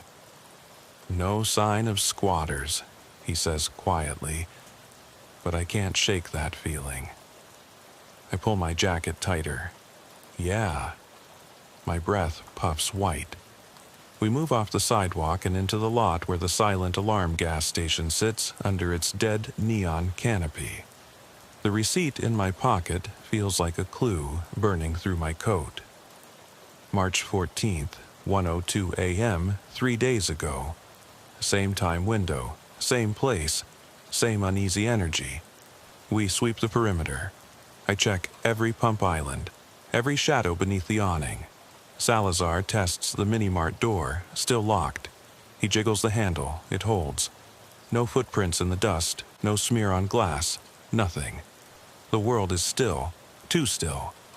I advance on the dark storefront, flashlight low, beam trembling. The windows reflect me back, grim, determined. I press my palm to the glass. Cold. Then I hear it. A soft click from the roof above the storage room. Someone up there. I look at Salazar. He's already moving. We circle to the rear entrance. The door is solid steel, no windows. I shoulder it, gives slightly, then holds. I knock. Police, open up. Nothing. I ram it. It shudders but doesn't yield. Salazar finds the padlock. It's intact. Whoever's inside didn't bother with this door. They left through the roof hatch. I step back into the lot, eyes on the canopy. The underside of the station's roof, service catwalk high above, is just visible. I raise my flashlight. Beam falls on a metal hatch hinge. Fresh scratches scar the metal. Someone climbed down. I bag the hatch hinge for prints. Again, evidence of presence, yet no suspect. Night shift ghosts. We climb back in the cruiser. Wheels squeak on pavement. I dial dispatch on my cell. Backup request, K9 unit to gas station roof, check for entry. ETA 5 minutes. I kill the call and look at Salazar. We're missing something, I say. He nods. Patterns clear, warehouse, garage, gas station, all at roughly the same hour. All silent alarms or calls with no suspect found. Someone leading us on a chase through empty buildings. I tap the receipt in my pocket. And phone. They want us to find their trail, but by the time we arrive, they vanish. Salazar starts the cruiser. Next stop, Maple Street screaming, let's move. A single street lamp flickers over a modest bungalow, curtains drawn, no movement. The dispatcher's voice. Resident reports hearing a woman screaming. No description of suspect. Unit 7 and 8 en route. I park halfway down the block. Salazar kills the engine. We step into a hush so complete it presses on your eardrums. I lift my hand, shh, and listen. Nothing but my pulse throbbing in my temples. Then, a faint, strangled cry from inside the house. Distinctly female. Fear laced in every note. I draw my flashlight and pistol. Salazar covers my 6. We approach the front porch. Wooden boards creak underfoot. I catch the door jam. Splintered wood, fresh. Someone forced entry and left in haste, or someone inside tried to keep us out. I knock. Police, open up. No response. I push. It swings inward. We enter single file. Living room is empty. Couch cushions overturned, picture frames askew. The glow of my beam falls on a toppled lamp, its shade torn. Dust drifts in the air like motes of ash. I step carefully, scanning. Clear, Salazar whispers.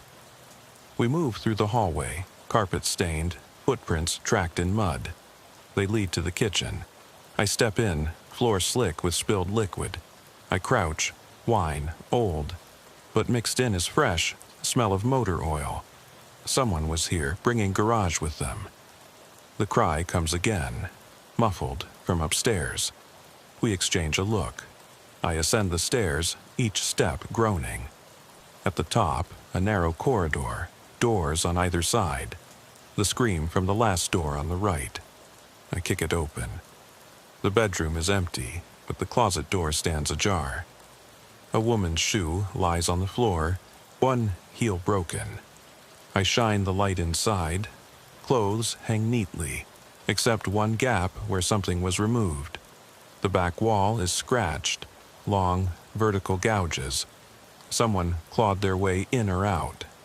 Suddenly, the door slams behind me. I spin. Flashlight beam catches Salazar's silhouette in the doorway. He's motioning. Come on. We clear the room, then the hall. No sign of victim or suspect. The broken heel is the only trace. We sweep the rest of the house. Basement, Attic, nothing. No woman, no attacker, just our own echoes. Back on the porch, I check my watch, 3:20. Another 20 minutes gone, another scene with no resolution. The pattern holds. I radio it in. Maple Street clear. No persons located. Evidence: one woman's shoe heel, muddy prints, closet gouges. Dispatcher responds. Copy that, Unit 7. Next call, noise complaint at Pine and 5th. Salazar opens the cruiser door. I slide in. He stares at me. You okay? I rest my head against the seat. I don't know, I admit. Feels like we're dancing with a ghost. He lights another cigarette. Ghosts winning. We roll toward Pine and 5th. The neon of a 24-hour diner bleeds into the night. Inside, a lone cook wipes counters. No noise, no chaos, just the dull scrape of rag on formica. He shrugs when we ask. Heard shouting, looked like a kid messing around. Gone by the time I checked. We step back outside. I shine my light down the alley beside the diner. Trash cans tipped over, rats scattering. Nothing else. The night pressurized me at every turn. Now it sighs emptily. I sense something behind me. Spin, beam across empty street. No one. Salazar sighs. Ghost dance again. I scoop my flashlight. Last call? He checks his watch. 4:05, then routine patrol until shift end. I nod. Let's finish. We head back toward the garage one more time. Something pulls me there, a need to close the loop. The boarded door gapes under the flickering street lamp. I step to the boards and press my palm. Cold wood. I glance at Salazar. He doesn't question. He's as invested as I am. I kneel and press my ear to a gap between boards. Faint scuffing from inside. Someone, or something, moves. My heart slams. I radio K9 again. Unit 7, suspect may still be inside Marlowe Garage. K9 entry authorized. Within minutes, I hear the bay door roll open. The dog's barks echo. Salazar and I move in, lights and weapons ready. The K9 charges ahead, nose to the ground. I follow, breath tight. Inside, dog sniffs around the ramp. Then, silence. The K9 stops, raises hackles, stares at the lift arm. I shine light, fresh mud on the arm's hinge. The dog whines and scratches at the crate stacks. Behind them, a sliver of space, just big enough to crawl through. I unclip my cuffs, duck under the crates. The beam catches a shape huddled in the corner. A man, gaunt, eyes wide. He's rocking, murmuring to himself. Camo jacket, muddy boots, the very prints and sleeve. I step forward. He looks up. Hollow eyes, lips moving. You came back. I draw him out carefully, cuff his hands. Salazar cuffs his feet. The man doesn't resist. He only rocks, whispering about following, about leading us on. He thought it was a game. I radio it in. Suspect in custody. Warehouse ghost was real. He stands, swaying. I shine my light on his face. Dirt streaked, eyes empty. Why? I ask. He whispers, I wanted someone to see. I frown. See what? He points at the lift arm, at the hatch hinge, at the office door. The darkness. He smiles, sad and mad. It's alive. I glance at Salazar. He shakes his head. We escort the man out. The K9 sniffs him, then settles. Outside, I breathe deeply. The night air never felt so cold. I lock the suspect in the cruiser. He watches me with that ghostly gaze. I wonder what he's seen. I climb in beside Salazar. You think he's telling the truth. Salazar lights his last cigarette. Doesn't matter, we found him. I look at the warehouse one last time. Boarded, silent, already reclaiming its secrets. My watch reads 4:45. Dawn, still 2 hours off. I start the engine. The radio crackles back to life as if relieved. Routine calls resume. I ease the cruiser's headlights off Elmwood Drive and onto Cedar Avenue at 04:45 hours. The world beyond the windshield is drained of life. Only the amber glow of a solitary street lamp marking my path. Salazar's silhouette is rigid beside me. He's scanning each yard as if expecting the shadows themselves to step forward and speak. I kill the engine, and we step into the hush. The house at 312 Cedar is an aging bungalow with peeling paint and a sagging porch. A flickering hall light reveals a woman's silhouette behind the curtain. She steps onto the stoop, face pale, eyes wide. Behind her, the front door hangs open. I nod to Salazar and raise my flashlight, beam steady. "Ma'am, I'm Deputy Carter.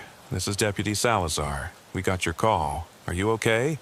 She swallows, voice trembling.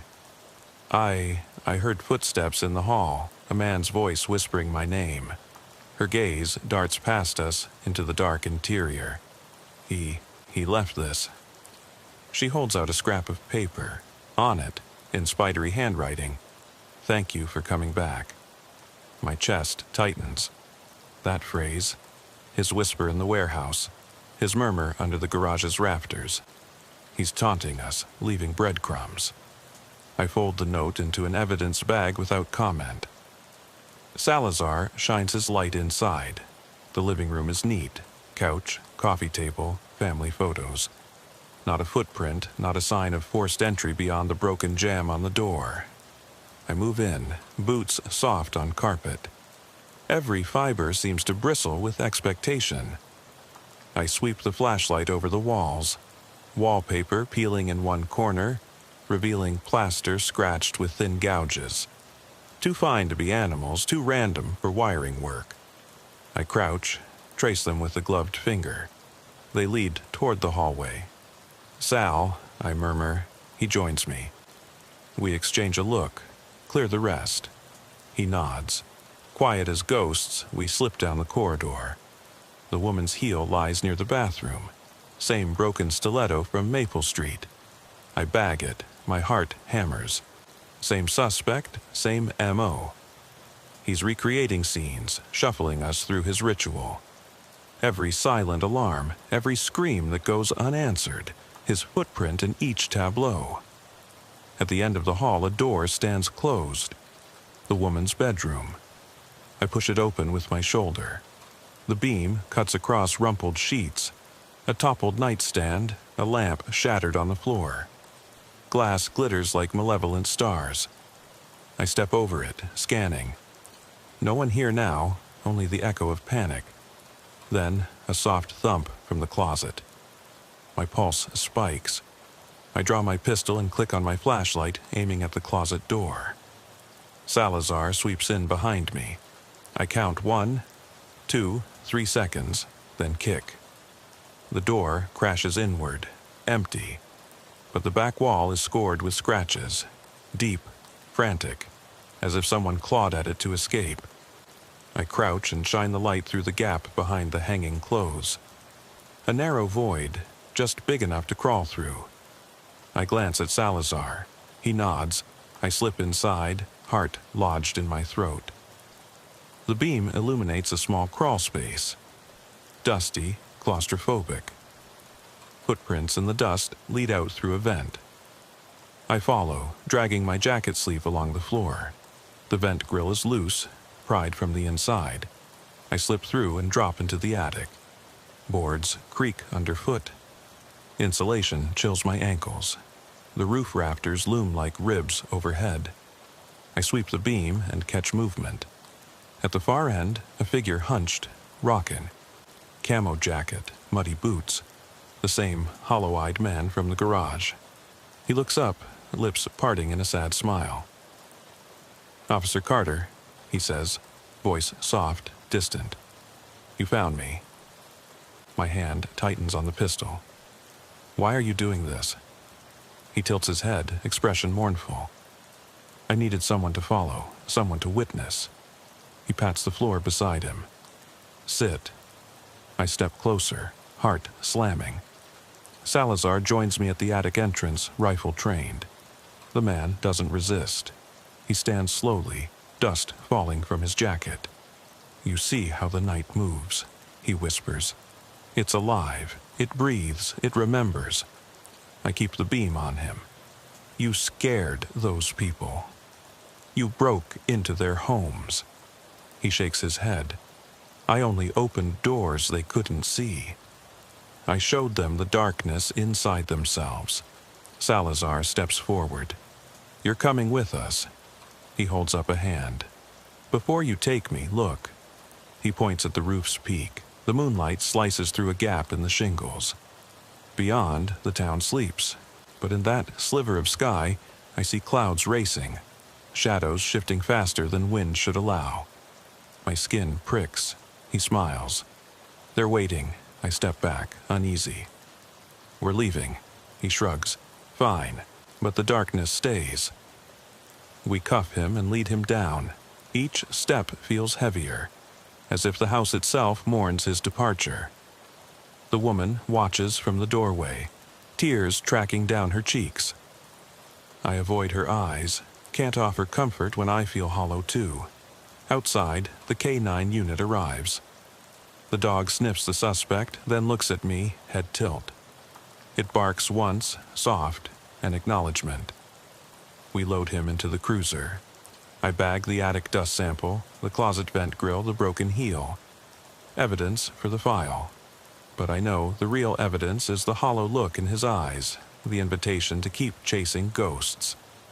Salazar and I climb in. I start the engine. The dashboard clock reads 5:10. Dawn still an hour away. I radio dispatch. Unit 7 transporting suspect to county. Scene clear. The radio crackles routine calls. I flick the siren mute. The night's performance is over, but its applause lingers in my veins. I glance at Salazar. He's staring out the window, jaw clenched. "Think we stop him?" he asks softly. I swallow. "I don't know." He showed us parts of the night we can't unsee. We pull away. Behind us, the bungalow's porch light winks off. The world resumes its sleep, but I know some doors never close. In my mirror, I catch movement in the sky. Clouds parting over the warehouse, over Cedar Avenue, over every silent street we walked. The darkness drifts on, unguided, and I realize we didn't catch the ghost. We only followed its invitation. The cruiser hums toward the station. The suspect sleeps in the back, shackled, but peaceful, as if relieved. I wonder what dreams the darkness brings him now. We turn onto the highway. The first pale light of dawn presses at the horizon, fragile as a promise. I lean back, exhaustion and adrenaline tangled in my bones. The night shift is almost over. Tomorrow, I'll write my report. I'll note the evidence, the timeline, the suspect's statements. But in the margins, I'll write one line. The darkness is alive, and it remembers. Because some truths aren't meant to be filed away. They follow you home. I kill the engine at the station. Salazar and I step into the garage. Our boots echo on the concrete. The fluorescent lights buzz. Day reclaims the world. I take off my vest, unclip my radio, and hang them on the peg. The suspect's file sits on my desk, open. I stare at it. Then I close it. Outside, the sun bleeds orange across the sky. The graveyard shift is over, but the darkness, it never quits. I walk toward the locker room, shoulders heavy. Behind me, the station's windows glow. Inside, deputies stir, starting their day. I push through the door, and in the back of my mind, I hear it, the soft rasp of that man's voice, whispering one last time. "Thank you for coming back." I park the cruiser outside the station at 5:45, heart still hammering from the attic encounter. Salazar kills the engine. We sit in silence for a long beat. Only the engine's residual hum and the distant clatter of the city waking up. Finally, I exhale. That was 6 hours of chase, I say. 6 scenes. 6 invitations. He nods, eyes on the dashboard clock. And he led us through everyone. I step out into the pale pre-dawn light. The station's overhead door rumbles as it closes behind me. My boots echo on concrete. I glance back at Salazar. He's gathering evidence bags from the back seat, the camo sleeve, the broken heel, the attic dust sample, the hatch hinge. All tagged, logged, ready for the file. But I know the real file lives inside my head. The pattern he wove: warehouse, garage, gas station, Maple Street home, diner, bungalow. Each scene a mirror, each silent alarm a summons. And always he vanished before we arrived, until we finally cornered him in the attic. I brush past the holding cell where he sits cuffed, head bowed. The guard gives me a nod. I step into the locker room. The fluorescent lights buzz overhead. I peel off my vest, unclip my radio, hang them up. My uniform feels heavy. In the mirror, I catch my reflection. Eyes rimmed red, jaw clenched. The night shift ages you in ways daylight can't heal. I run a hand through my hair. The echo of his whisper still coils in my mind. The darkness is alive, and it remembers. I change into blues, lock my gear away. On the bench lies the suspect's file. I open it, booking photo, fingerprints, statements. I read his words. I wanted someone to see. The darkness inside themselves. I close the file. Officially, the case will be closed. Trespass, burglary, disturbing the peace. He'll go to psych evaluation. They'll medicate him, maybe lock him away. But I don't believe the darkness stays locked. I step into the briefing room where deputies gather for shift change. Day crews shuffle in, blinking against the overhead glare. I catch the captain's eye. He nods. I give a quick rundown. Evidence collected, suspect in custody, pattern broken, for now. He listens, face unreadable. "Good work," he says. "Get some rest." I nod and exit. Outside, the street is brightening, the horizon awash of pale gold. I walk to my cruiser. Salazar slides in beside me, exhausted grin on his face. "Coffee?" he asks. I start the engine. "Make it black." We roll toward the diner on 5th, our ritual end-of-shift stop. The cook greets us with sleepy nods. We sit in the booth under fluorescent warmth, 2 black coffees steaming between us. Salazar sips, sighs. "Think he sleeps soundly?" I stir mine. He thinks he won. He led us where he wanted. He glances at the door. "Do you?" I look at the empty seat across from me. The early patrons trickle in. Mail carriers, truck drivers, the first shift of the world. They look at us like we're ghosts. I take a slow sip, bitter warmth. I don't know, I admit, but I know we saw what he wanted us to see. The dark corners of this town, and maybe the dark corners of ourselves. He nods. And tomorrow night? I set down the cup. The rim clinks. Outside the window, headlights carve the street.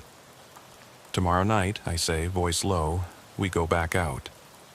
Because someone has to. Salazar raises his cup. To the graveyard shift, I clink my cup against his. To the darkness that remembers. We finish our coffee.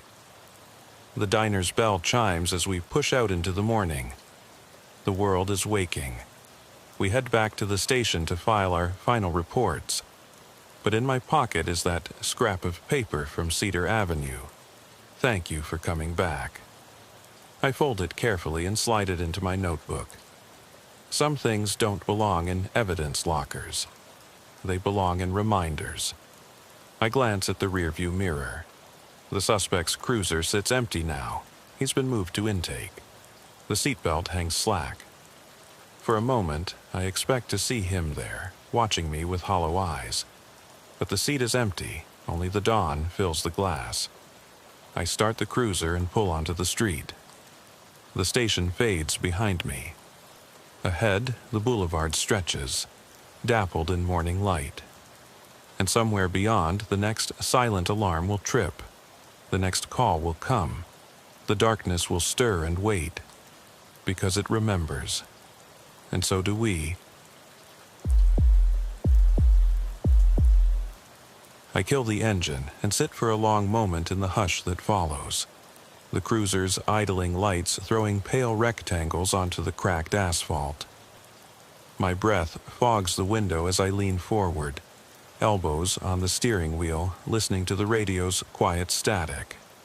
It's 2:02 a.m., and the world beyond this lone streetlight is nothing but darkness. I can feel the weight of the graveyard shift settle on my shoulders. Every creak of the chassis, every distant rumble of tires on gravel feels amplified in the night. I was dispatched here 20 minutes ago for a suspicious vehicle call.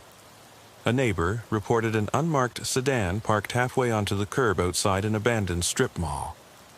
The windows were tinted so dark I couldn't see inside at first. No plates, no lights, just a silhouette hunched behind the wheel. I thought I'd find a teenager trying to nap in peace, or some runaway using it as a makeshift shelter.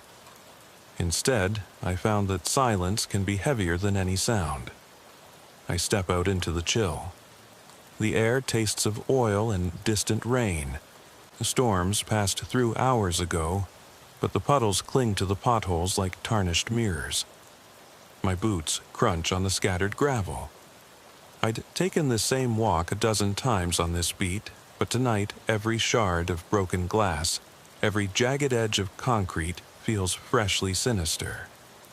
The strip mall's windows gape like empty eye sockets, doors chained and padlocked.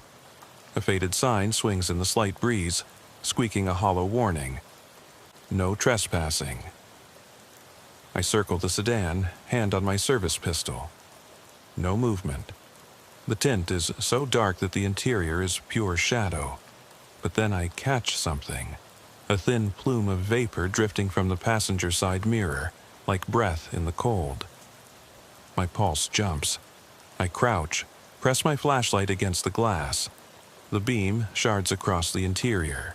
A dashboard radio, a half-empty coffee cup, and on the passenger seat. A child's sneaker, bright pink, scuffed at the toe. My radio crackles. Unit 12, back up on scene? My voice sounds steadier than I feel. The dispatcher responds with a sleepy, "Copy that," and I realize how alone I am. I tap on the window. "Police, let me see your hands." No answer. I rap louder. The sneaker shifts.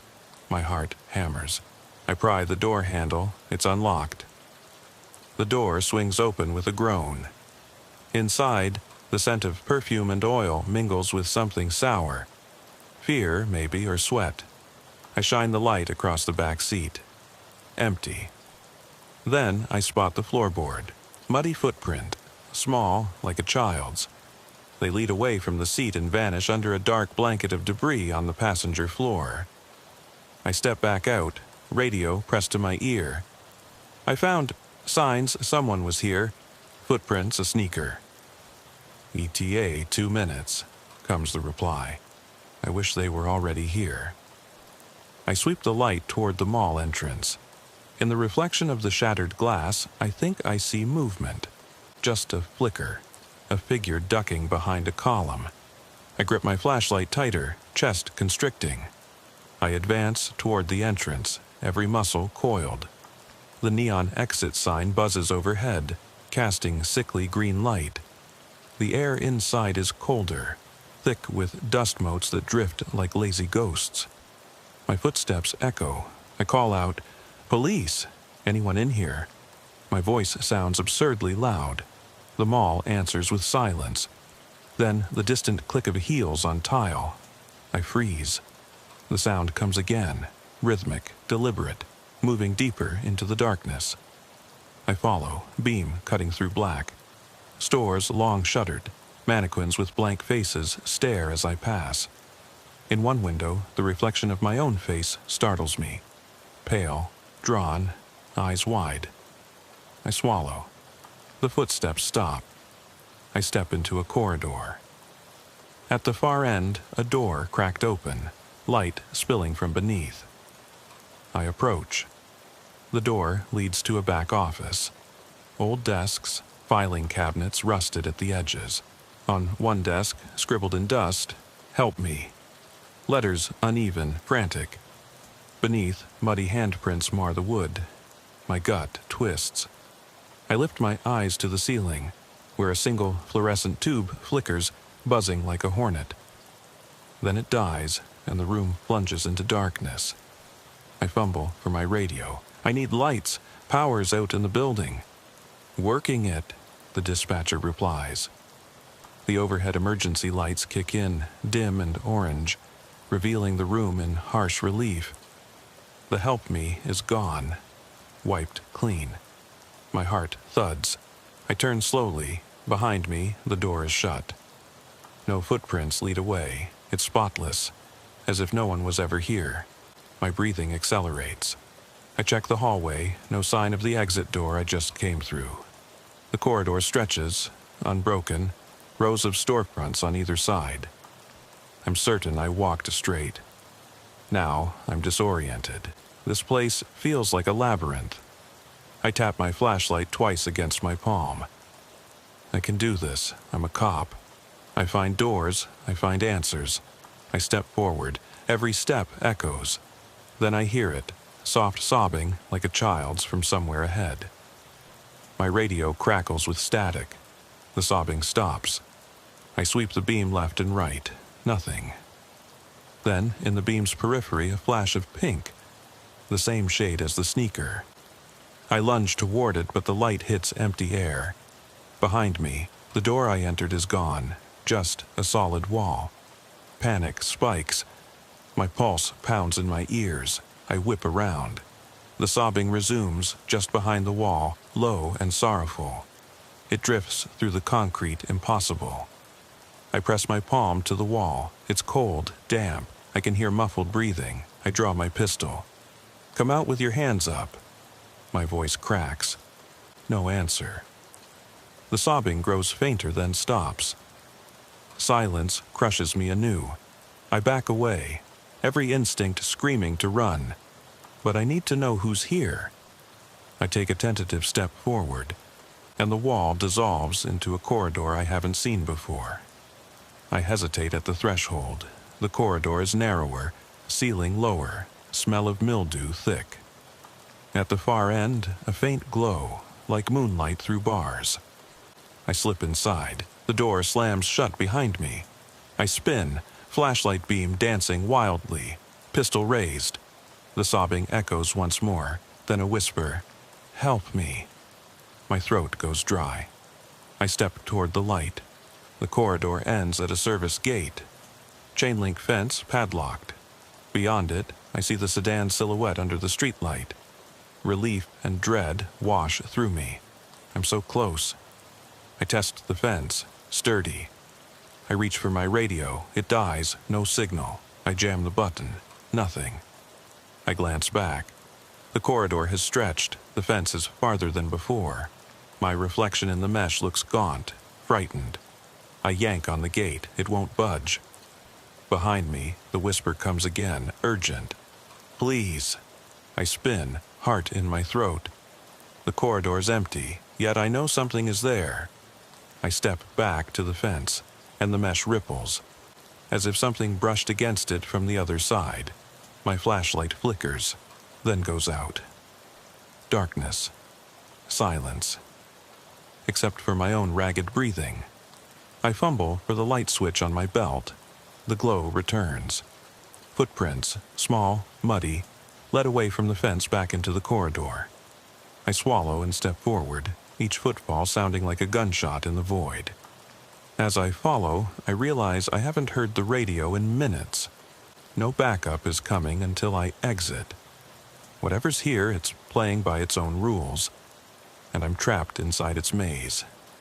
A door looms ahead, half open. Pale light seeps through.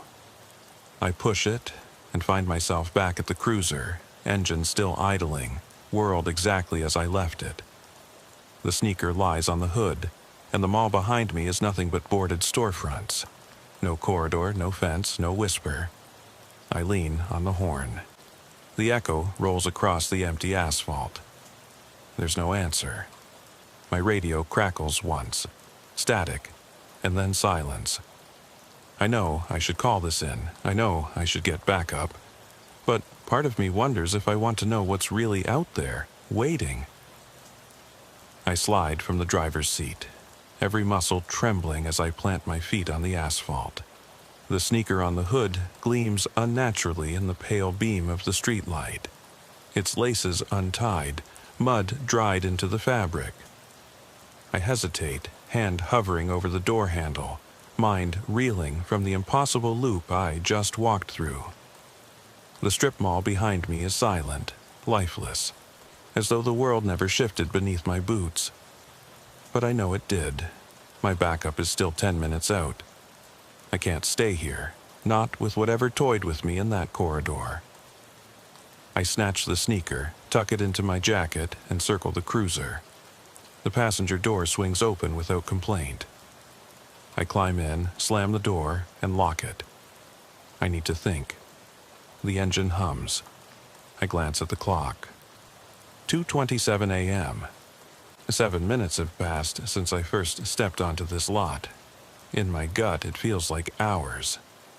I flip on the overhead lights. Red and blue paint the empty asphalt in harsh staccato bursts. I reach for the radio. Unit 12 to dispatch. Situation update. Static. Dispatch, do you copy? Nothing but hiss. I slam the radio mic down. The console screen blinks. NOSIGNAL. My patrol car, my lifeline, has gone dark.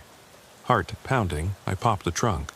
The latch clicks open, revealing standard gear. Traffic cones, flares, a first aid kit, my rifle locked in its mount. I grab the rifle, chamber around, and close the trunk. I step into the washed-out glow of the headlights. The mall's facade gapes like a wound. I force myself forward, rifle at ready, each footstep swallowed by the night.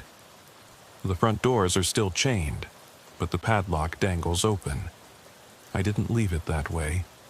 Inside, the fluorescent bulbs are dead. The only light is the weak glow spilling from the broken exit sign over the back door. I lift my rifle's flashlight attachment.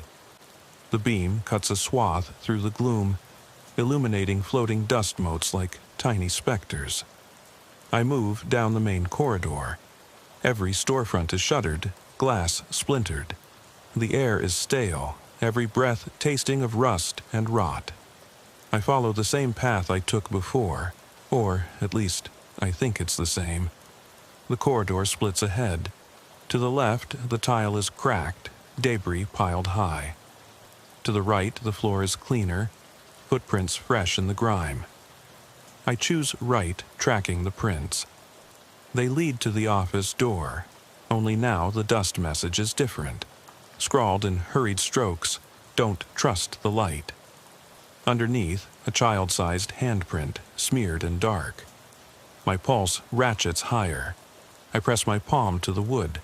It vibrates faintly like a pulse. A whisper skitters down the corridor behind me. "Help me." I spin, rifle raised. The hall is empty, the exit sign flickering. The whisper comes again, closer. "Please." I step back, boot heels clacking on tile. The words echo off the walls. Then a sound like a child giggling, soft, hollow, and utterly wrong. It bounces from every direction at once. I whirl, shining the beam into every storefront. The mannequins stare blankly.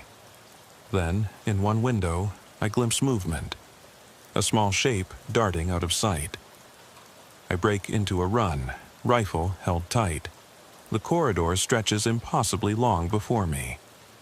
At the end, a door stands slightly ajar, pale light pooling on the floor beyond. I fling it open and stumble into a maintenance closet. Shelves of cleaning supplies, mops, buckets. The light is harsh, white, fluorescent. The door slams shut behind me. I whirl, shoulder ramming against wood. It doesn't budge. My flashlight flickers. I press the switch on my belt. Steady glow returns. I'm alone in the closet, rifle trembling in my hands. Then I see it, scrawled on the back wall in grime. "You're next." A scream rips from my throat, but it dies in my chest. I pound on the door. "Open this now!" No answer. The sobbing begins again, right outside the door, soft, agonized. The handle rattles. I back away, heart in my throat. The sobbing grows into a wail, then cuts off abruptly. Silence. I lean close to the door, ear against the wood. My own breathing is thunder in my ears. The hinge squeaks, slowly, deliberately, as if someone is tightening it from the other side. Then a small voice right at my ear. "Don't leave me." I stagger back, rifle up, and fire a warning shot at the door. The bullet thuds into the wood, splinters rain. The voice cries out, a child's scream, and then all is still. Minutes pass. The maintenance closet is deathly quiet. I press myself against the wall, sliding down until I sit on the floor, rifle across my lap. My mind races. Call for backup. But the radio is dead. Run? But into what? The mall seems alive now, hungry. The door rattles again. I spring up, shoulder against the handle, and heave. It opens inward, and I spill into the corridor, rifle swinging up. The hall is empty. Footprints trailing away toward the service gate I saw before. I follow. At the fence, the padlock is lying on the floor, broken. The chain link sags. Beyond, the sedan waits under the streetlight, exactly where it should be. Relief surges. I step through. The fence snaps shut behind me. I try the gate, locked. I pound on it. The sedan's lights flicker, then go dark. I raise my rifle. Something moves in the driver's seat, a flash of pink, the sneaker. I step closer. The window is fogged. I press my palm to the glass. On the other side, a small handprint appears, as if pressed from within. My breath catches. I wipe the glass. The seat is empty, a soft giggle behind me. I whirl. The corridor, gone. In its place, the open lot, the lone streetlight, the silent mall. But now the night sky is wrong. The moon is full, high and bright, though earlier it had been hidden behind clouds. Shadows stretch toward me, long and unnatural. I turn back to the cruiser. The driver's door is open. Inside, the radio crackles to life. "Unit 12, where are you?" "Backup's here." I exhale shakily. "I'm outside the mall. Send..." The transmission cuts off as the radio explodes into static. Then silence again. I move around the hood. The sneaker is gone. In its place, muddy footprints lead into the darkness away from the mall.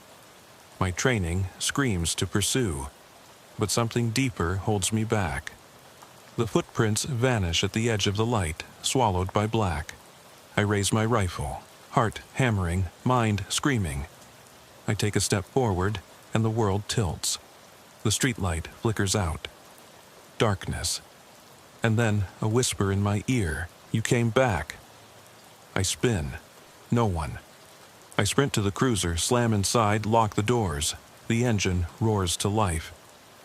I peel out, tires spitting gravel. As I pass the mall, I glance in the rearview mirror. In the windshield's reflection, a small figure stands in the doorway, watching. I don't stop until the station lights come into view. I burst inside, rifle raised, voice raw. Lock it down. Nobody goes near that mall again. They stare at me, wide-eyed. I point back the way I came. There's something in there, something that doesn't belong, and it almost got me. They nod, urgency flaring. Radios crackle, boots pound, floodlights swing onto the lot. But when I look back, the mall is quiet, ordinary, as if nothing happened. Yet I know better. Tonight, the graveyard shift claimed another soul, and I'm not sure I escaped. I press my shoulder into the cruiser's door and force myself to step back toward the mall, even though every instinct screams to flee. The floodlights we summoned carve the lot into stark pools of white, but the building's facade remains a yawning black maw. My boots crunch on gravel as I advance, rifle raised, flanked by 2 backup officers. Their flashlights slice through the dark. Every beam shakes slightly, betraying their nerves. We fan out. I lead, heart hammering so loud I can't hear anything else. The mall's front doors stand chained. Padlock snapped, just as I left it. Officer Ramirez crouches beside me. "You sure about this, boss?" she whispers. I nod. Stay close. Inside, the air is colder. The emergency lights we triggered earlier hum weakly, casting long, jittering shadows. The corridor seems longer now, storefronts stretching into darkness. Footprints, my footprints, crisscross the tile, mingled with smaller prints. They vanish near the office door. I motion Ramirez forward. She sweeps her light across the door. The "Help Me" message has reappeared, scrawled in fresh dust. Underneath, new letters. "Don't leave." Ramirez swallows. That wasn't here before. I press my palm to the door. The wood is warm, odd in this chill. "We clear?" I ask. She nods, flashlight trembling. I kick the door open. The office is empty. The emergency light flickers. Filing cabinets stand open, papers strewn. On the floor, footprints lead into a back wall, where no door existed. I step closer. The wall ripples like oil on water. Ramirez gasps. I push through. We tumble into the narrow corridor, part 3 of this nightmare. The gate is gone. In its place, an endless hallway of cracked concrete and rusted pipes. The air reeks of mildew. My radio is dead. Ramirez's light flickers out. She curses, shakes it, beam returns. Behind us, the entry point has vanished, replaced by solid wall. We press on. The sobbing begins, low, mournful, echoing. We follow it, boots sloshing through shallow water pooling on the floor. The corridor slopes downward. The temperature drops. Our breaths fog in the beam. Pipes overhead drip in irregular rhythm, like a dying heartbeat. A door appears, half buried in rubble. I shove it open, revealing a child-sized jacket hanging on a hook, the same pink hue as the sneaker. Ramirez shines her light on it. No child, but their clothes? Her voice trembles. I nod, heart in my throat. Footprints circle the jacket, then lead into darkness. We follow. The corridor branches. To the left, the sobbing louder. To the right, a dim glow. I choose left. Ramirez hesitates, then follows. Each step, the sobbing stops and resumes ahead. We round a corner, empty. The sound shifts behind us. We spin, nothing. Then, at the far end, a sliver of moonlight through bars. I approach. It's the service gate. The padlock hangs intact. I try the handle. It's locked. Ramirez steps forward, pressing her face to the chain link. "They're in there," she whispers. I glance back. The corridor has stretched again. I lean close to the gate. A small handprint appears on the other side. I catch my breath. "Hold on," I murmur. I lift my rifle, brace against the fence, and fire twice at the lock. The padlock shatters.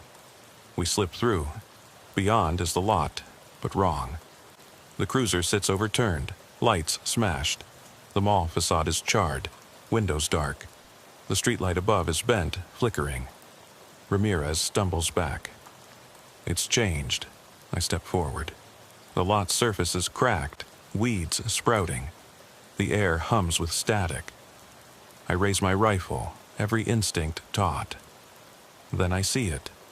The sneaker, on the ground near the mall entrance, muddy and worn. I pick it up. Inside, scrawled in ink, "You're mine." A scream echoes from inside the mall. Ramirez and I exchange a look. We run to the doors. They burst open as we approach.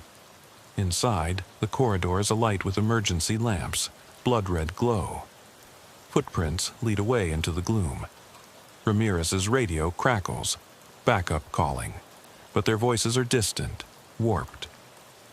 I step into the corridor. The walls are lined with faces, photographs pinned in dusty frames, missing persons, children, parents, officers. Their eyes follow me. Ramirez gasps. I shine my light. Each photo is stamped with a date. Years, decades, then a question mark. At the end of the row, a photo of me, taken that night, time-stamped 2:25 a.m. My blood runs cold. I tear the photo down. It's blank on the back. The sobbing wells up behind me. I whirl. Ramirez is gone. Footsteps. Mine echo. I run forward, heart in my throat. The corridor opens into a vast chamber. The sedan at its center, headlights on, illuminating a circle of mannequins wearing children's clothing. Their faces are featureless.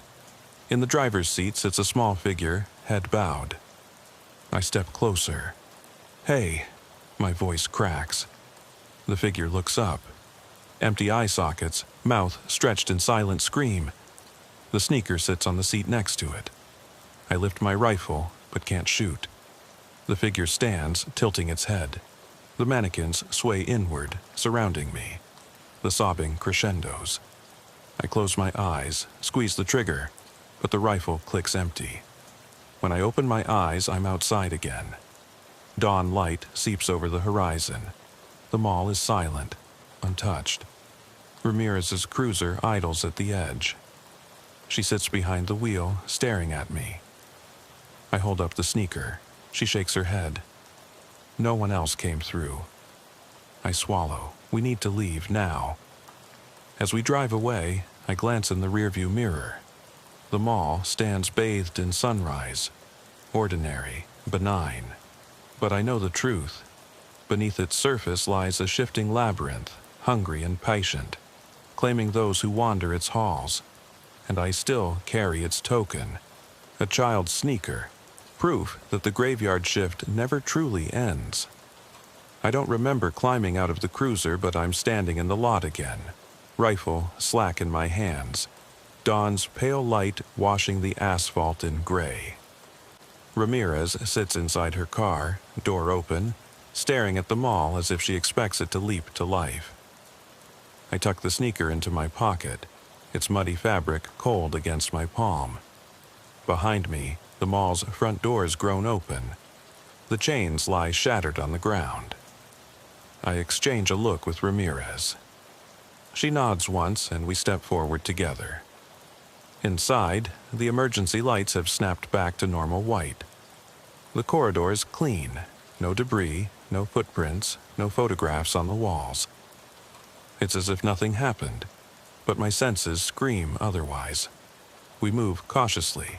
My rifle's flashlight dances across the tile. Stores stand empty, mannequins intact. I pause at the office door. Ramirez holds back. I press my palm to the wood. It's smooth, unmarked. No, help me. No, don't trust the light. I push it open. The office is deserted, filing cabinets closed, dust undisturbed. I shine my light into every corner. Nothing. Ramirez steps in behind me. She runs a hand along the desk. It's all gone. I step back into the corridor. The far end stretches into brightness, sunlight pouring through the exit. Relief surges. I start toward it. Ramirez at my side. Footsteps echo behind us. We whirl, but the corridor's empty. The exit glows. We move faster. The doors are within reach, then the lights flicker and die. Darkness swallows us. Ramirez's gasp echoes. I slam into her, rifle raised. The world is silent, but for our breathing. A soft laugh, childlike and distant, ripples through the dark. I freeze. Ramirez whispers, "No." A beam of sunlight bursts back to life at the corridor's end. In that brief flash, I see them, silhouettes of children standing just beyond the doors, their heads tilted, watching. When the light fully returns, they vanish. We reach the doors and throw them open. Outside, the lot bakes in morning sun. No sign of the children. Ramirez stumbles out and I follow. We stand in the light, panting. Behind us, the mall doors swing shut, on their own. We watch until they click locked. The padlock hangs intact. I pull the sneaker from my pocket. It's cleaner. Mud washed away, fabric bright. No scuffs, no sign it was ever worn. I stare at it, heart pounding. Ramirez touches my arm. We need to report this. Her voice is unsteady. They'll think we're crazy. I nod, slipping the sneaker into my jacket. We tell them what we saw. She glances back at the mall. And the children? I swallow. I hesitate. We lost them. She shivers. Let's go. We walk to our cars. I pause at the cruiser's hood, tracing the faded paint with my fingers. The world feels unreal, like waking from a dream. I slide into the driver's seat. Ramirez climbs into hers. Engines roar. As we pull away, I look back at the mall. The windows reflect the sun. No darkness remains. Yet, I can still hear the echo of laughter in my mind. On the dash, the radio lights flicker to life. A voice crackles. Unit 12, are you all right? I swallow, voice tight. We're fine. The voice sighs. Backup's clear, the mall's empty, no signs of anyone. I nod, though they can't see me. Copy that. I turn off the radio and reach into my jacket. The sneaker is gone. In its place, a single muddy footprint smudge on the lining. I close my eyes. The graveyard shift is over, but its mark remains. I step out of the cruiser into the pale light of early morning, the chill still clinging to the asphalt. Ramirez's car idles behind me, engine ticking as it cools. We both know this is the final walk. Whatever waits inside must be faced before the sun fully rises. I sling my rifle over my shoulder and approach the mall doors. The padlock hangs intact, the chains swaying gently as if beckoning. We exchange one last look. No words. Then I push the doors open. They swing wide on silent hinges. Inside, the corridor is empty. Sterile white light, spotless tile. Every storefront shuttered as if brand new. The world we've traversed, the twisting halls, the whispers, the mannequins, seems erased. But I feel it behind my eyes, a pressure, a presence. We move in tandem, boots echoing. Ramirez checks each store. I scan the ceiling, the walls. Nothing. At the far end, the exit glows. We hurry toward it. Suddenly, the lights flicker, and the corridor stretches out, impossibly long. The exit sign recedes into the distance. Ramirez stumbles. I catch her arm. A child's laugh reverberates, bouncing off unseen walls. It's close, inside our heads. Ramirez's flashlight beam wobbles, then settles on the floor. Footprints. Small, muddy, identical to the ones we followed before. They lead away from the exit, deeper into darkness. She steps back. We don't have to. I shake my head. We do. We follow. The air grows colder. Our breath mist. The walls narrow. The footsteps end at a service door. Unmarked, metal, half ajar. I shove it open. On the other side is the back room of the strip mall's maintenance area. The overhead bulb flickers weakly. Mops lean in corners. Cleaning supplies line shelves. But in the center lies a circle of toys. A teddy bear, a toy truck, the pink sneaker. Ramirez gasps. I kneel and pick up the sneaker. It's warm again, as if freshly worn. Behind us, the door slams shut. We whirl. The room has changed, the single bulb replaced by dozens of small lights, like stars, embedded in the ceiling. The walls are gone, replaced by endless blackness. The toys float in the air, spinning slowly. A soft lullaby drifts through the void, tinny, warped. I cradle the sneaker.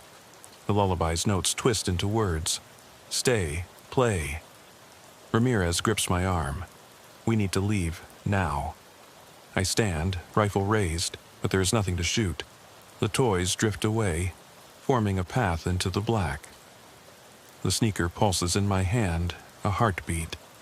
I swallow and take a step forward. Ramirez hesitates, then follows. We walk into the void. The lullaby grows louder, the lights overhead brightening into a constellation. The toys circle us, playful and menacing. At the path's end, a figure stands, small, hunched, pink sneaker on one foot, the other bare and muddy. Its face is hidden under a hood. I call out, voice echoing, "Child, come out!" The figure tilts its head. It lifts one pale hand, pointing back the way we came. The path dissolves. Behind us, the void stretches, no escape. Ramirez's flashlight flickers out. The lullaby warps into a scream. I step toward the figure, heart hammering. "Why are you here?" It raises both hands, and the world shifts again. We're outside, standing in the empty lot. The morning sun glints off the cruiser's hood. Toys lie scattered across the asphalt. The sneaker, the teddy bear, a toy truck. The strip mall looms silent behind us. Ramirez scrambles backward. They're gone. I stare at the toys, then at the mall. The padlock on the door is intact. No broken chains. No signs of our passage. The world is ordinary once more, except for the toys. I bend and pick up the teddy bear. Its fur is damp, muddy at the paws. The sneaker in my other hand pulses softly. I tuck both into my jacket. Ramirez's voice is distant. "We need to report this." I nod, but my eyes are fixed on the mall. A single window pane reflects my face, and behind me in the reflection stands the small hooded figure. I whirl, but the lot is empty. I close my eyes. The graveyard shift is over. The sun has risen, but its mark remains etched into my mind. I slide into the cruiser. Ramirez climbs in beside me. Engines roar. As we pull away, I glance at the rearview mirror. The toys sit on the passenger seat, innocuous in the daylight. The mall recedes, ordinary and silent. Yet I know the truth. Some places never let you leave. In my pocket, the sneaker's pulse slows. The lullaby fades. But when I close my hand, I feel its heartbeat, soft, insistent. A reminder that the night's horrors live on, just beyond the light. And somewhere, in the labyrinth beneath that mall, a child waits, whispering for someone to come back. I turn off the radio before it can broadcast another report. There's no point in getting anyone else involved in this before I know what I'm dealing with. The light from the dashboard casts pale rectangles on my uniform. My badge glints coldly. My name tag is dull in the semi-darkness. It's 2:13 a.m., the middle of the night shift, and I've already spent nearly 3 hours with empty streets, locked storefronts, and the hollow echo of my own boots on the cracked asphalt. The call came in 10 minutes ago. Suspicious vehicle behind the closed auto repair shop in Maple Ridge. No license plate visible. Engine off, no movement. Maybe just a normal piece of junk. Expired license plates, someone sleeping off a hangover. I turn onto Maple Ridge Parkway, the tires crunching on the gravel, and everything seems far too quiet, as if the night itself is holding its breath. The streetlights flicker in rhythm. 1, 2, 3. Then they go out, and I drive on in the headlights. I pull up slowly next to the back of the garage. The roller doors are locked with rusty padlocks. Years ago, someone spray-painted "No Trespassing" on them and moved on. The sedan is under a dimly flickering lamp. Flat tires, peeling blue paint, dark interior. I turn on the interior lights, nothing but torn upholstery and a few dead leaves on the floor.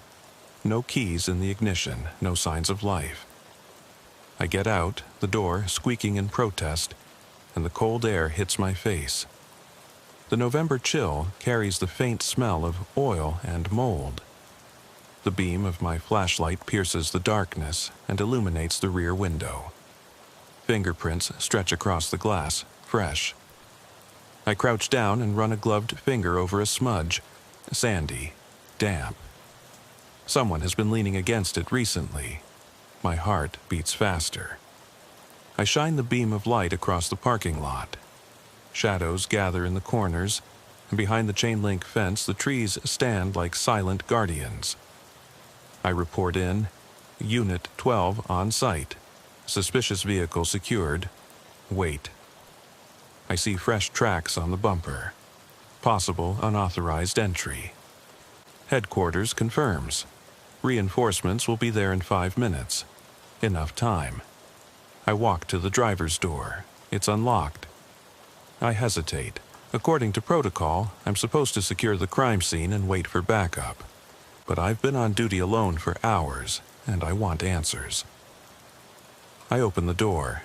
The upholstery is damp, and on the floor lies a half-empty, overturned coffee cup, its contents scattered like dark confetti.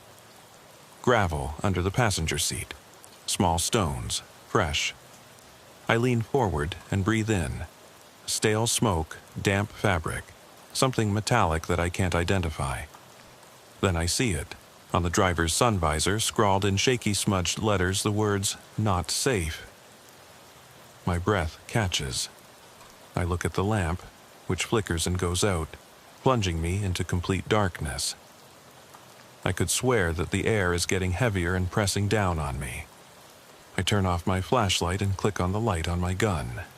The beam of light shoots across the parking lot and stops at the passenger door, where muddy handprints run down the door as if someone had pressed their palm there and watched. My pulse races. I walk back, my heart pounding in my throat, and quietly close the door. I call Rivera. "Are you still awake?" His voice cracks. "I'm here. What do you have?"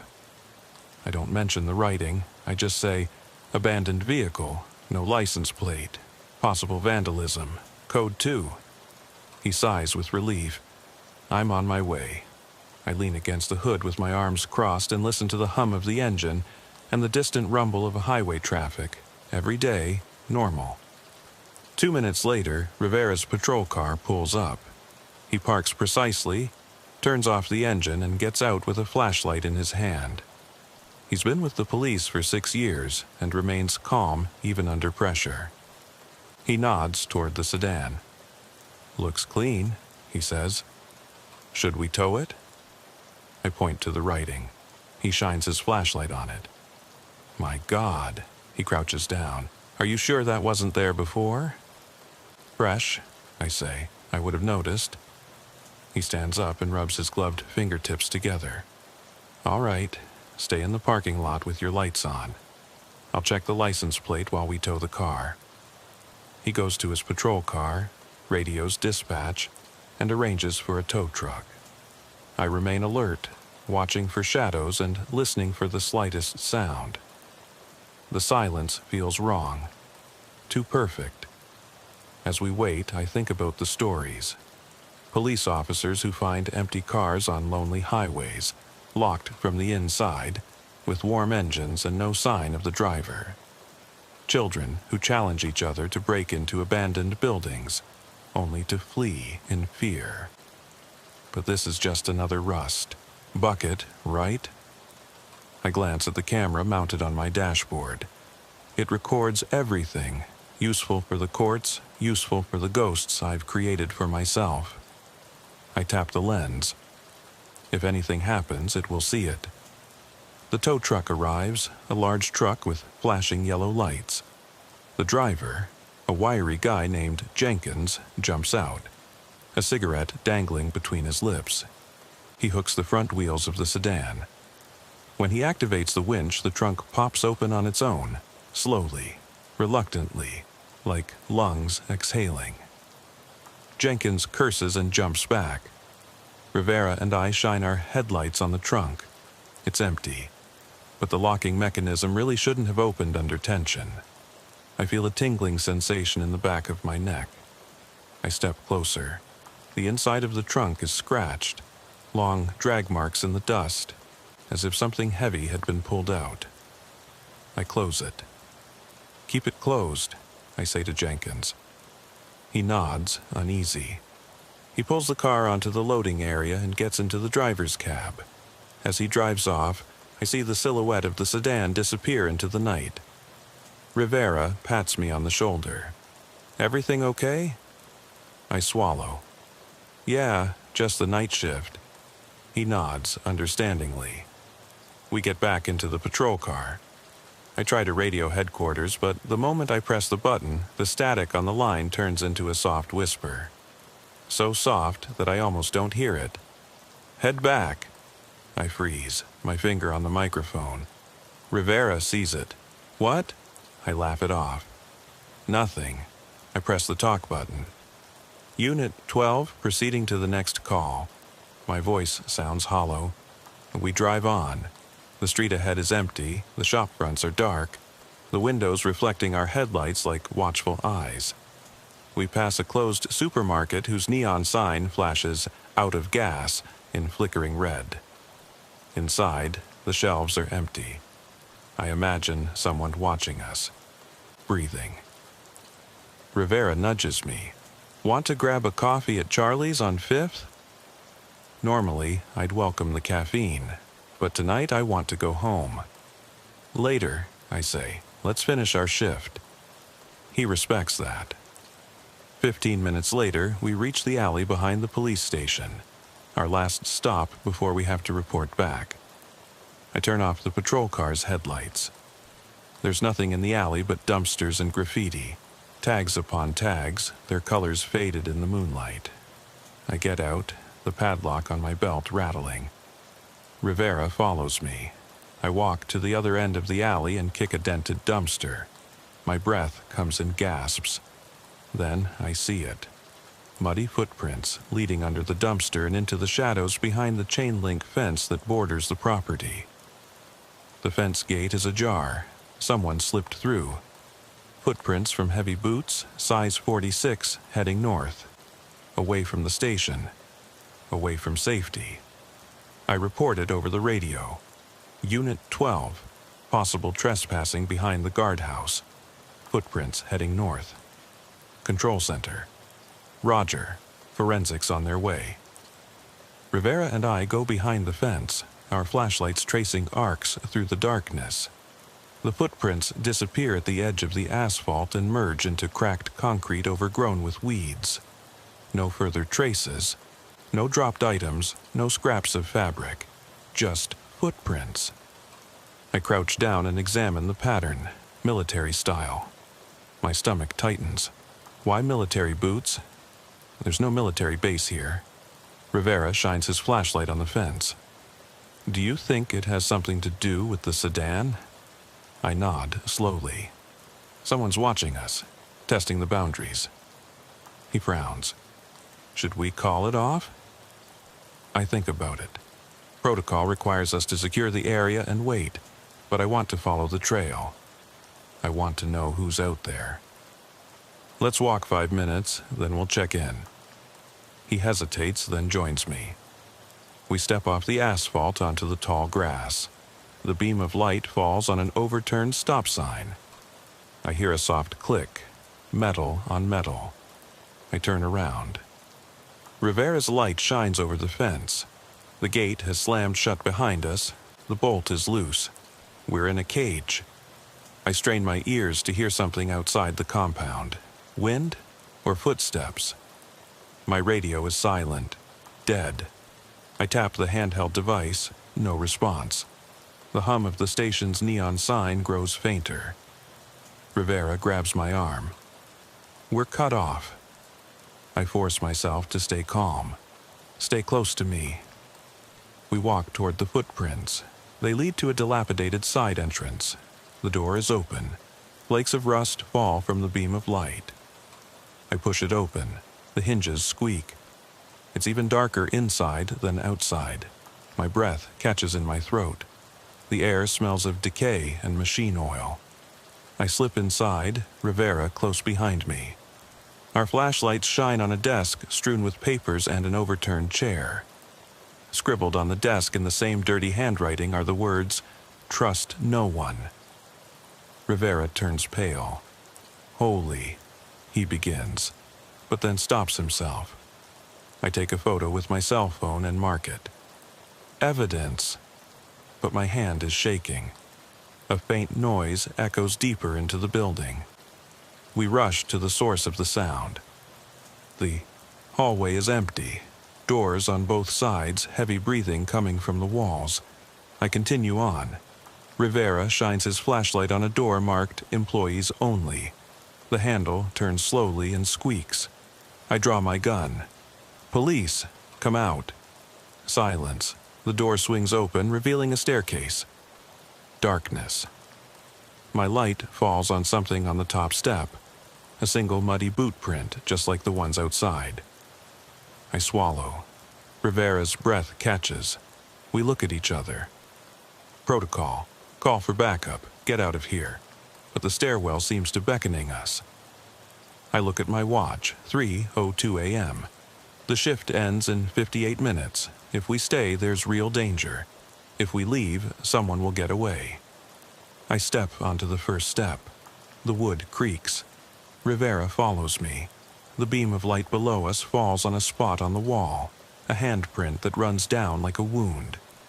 I hesitate, then continue, each step echoing in my head like a drumbeat. The hallway below us stretches into the darkness. I look left, then right, nothing. Then I see movement. At the other end, a figure darts out from behind a pillar. I flash my light twice. It's gone. My heart is pounding. Rivera stands next to me. We continue together. Halfway down the hallway, the lights above us come on, blindingly white for a second, then go out again. In that flash, I see dozens of muddy footprints on the floor, running toward us from both directions. A chill runs down my spine. I step back. Rivera curses. We are surrounded by footprints in the darkness, and whatever left them is still here. I turn off the light on my gun and point the beam downwards. I whisper, "Back to the stairs." He nods. We retreat step by step, shining our flashlights around us. At the entrance to the stairwell, I turn around and find myself facing an empty space. The railing is gone, torn away. One misstep, and I'll fall 3 meters onto the broken concrete. There's no turning back. I glance at Rivera.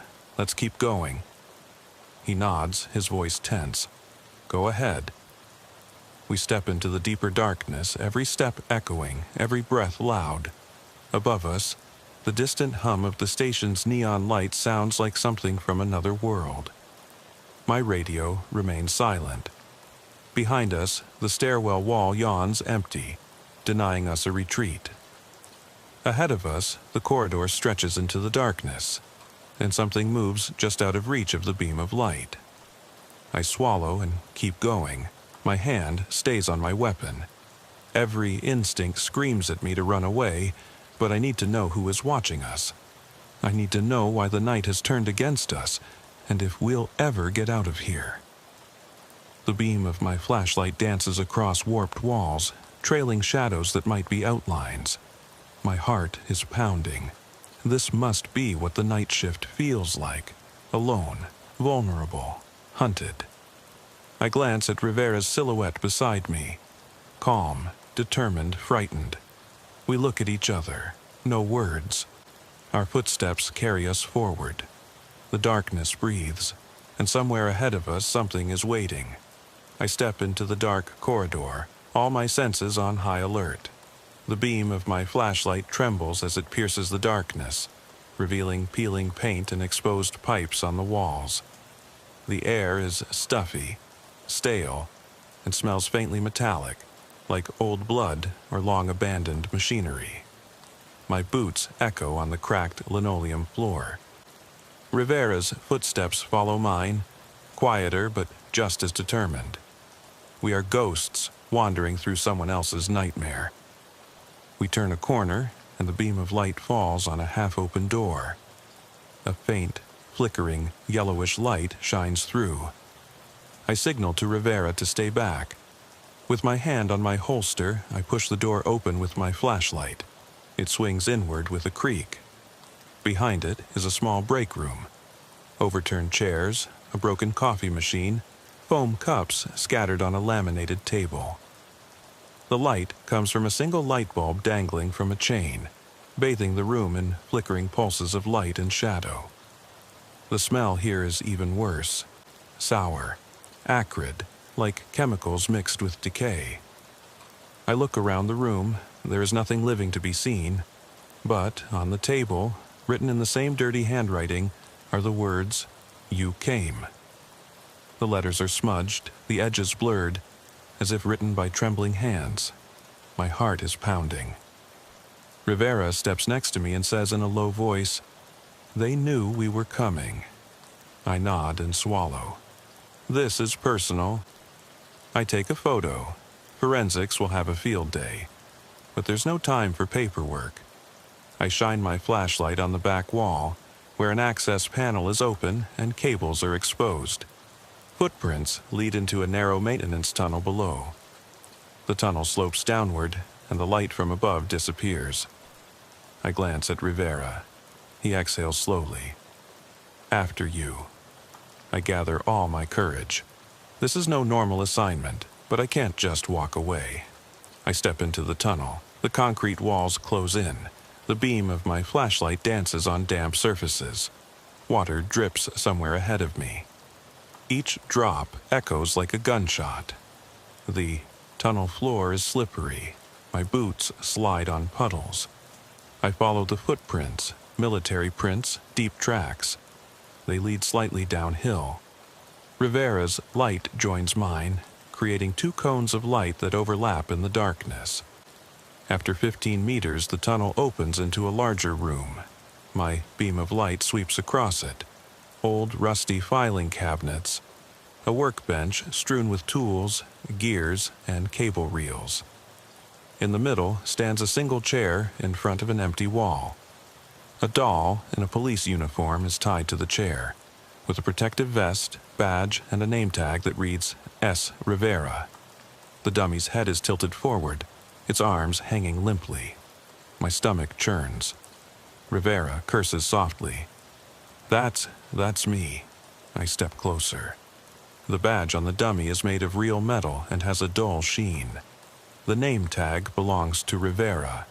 I reach out trembling and touch the badge. It's cold. Too cold. Behind me, Rivera shines his flashlight on the wall. More letters, smeared across the concrete with muddy handprints. Next. The letters are 1.5 meters high and dripping down. My radio crackles unexpectedly, just static, then a whisper. Next. I turn around with my gun drawn, but see nothing. The tunnel behind us is empty. The only exit is a staircase leading further down. I glance at Rivera. His face is pale. He nods once. We descend. The staircase is narrow, the steps made of steel grating. Every step makes the structure shake. The air grows even colder, a palpable chill. At the bottom, a heavy metal door stands ajar, light shimmering through it. I push it open with my flashlight. Behind it lies a huge room, a former loading dock that has now been converted into something unrecognizable. The room is cave-like. Rusty cranes hang above us. Stacks of wooden pallets line the walls. In the middle, illuminated by a single flickering light bulb, stands a makeshift altar. The overturned hood of a patrol car, its paint scraped off, resting on concrete blocks. On the hood is a circle of muddy footprints, and in the middle lies my badge, shiny, new, on a patch of dark, wet earth. My breath catches in my throat.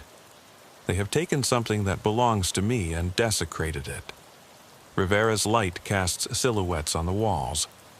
Figures made of piled-up debris, mannequins in civilian clothes, faceless heads turned toward the hood as if watching. Their poses are unnatural. Arms twisted, shoulders slumped. They seem to grin in the dim light. I get goosebumps.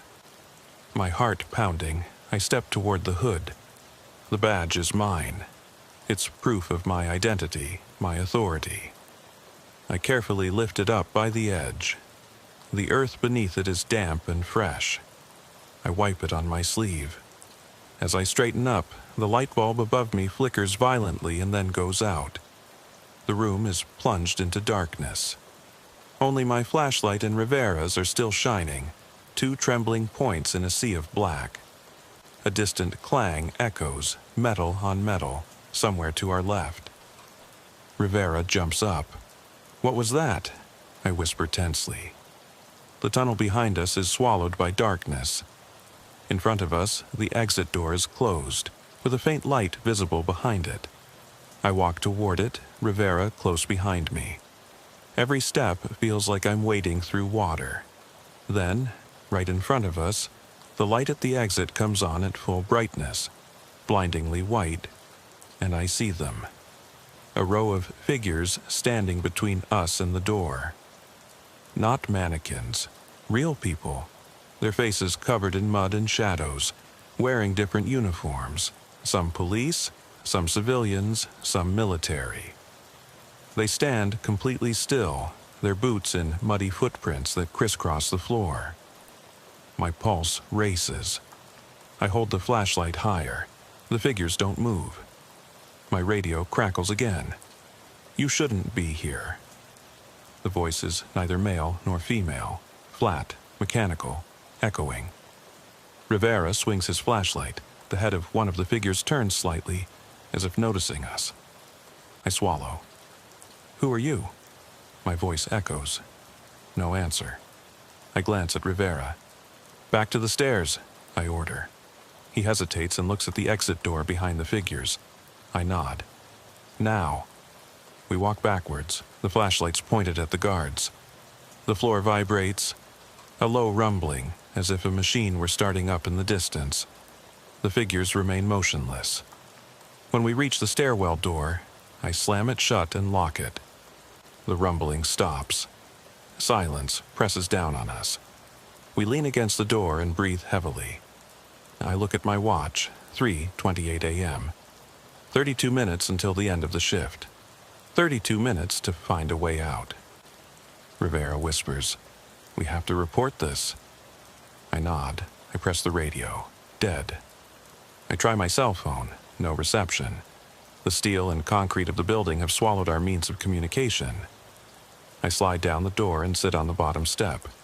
Rivera crouches down next to me. "What now?" he asks. I stare at the dark stairwell above us.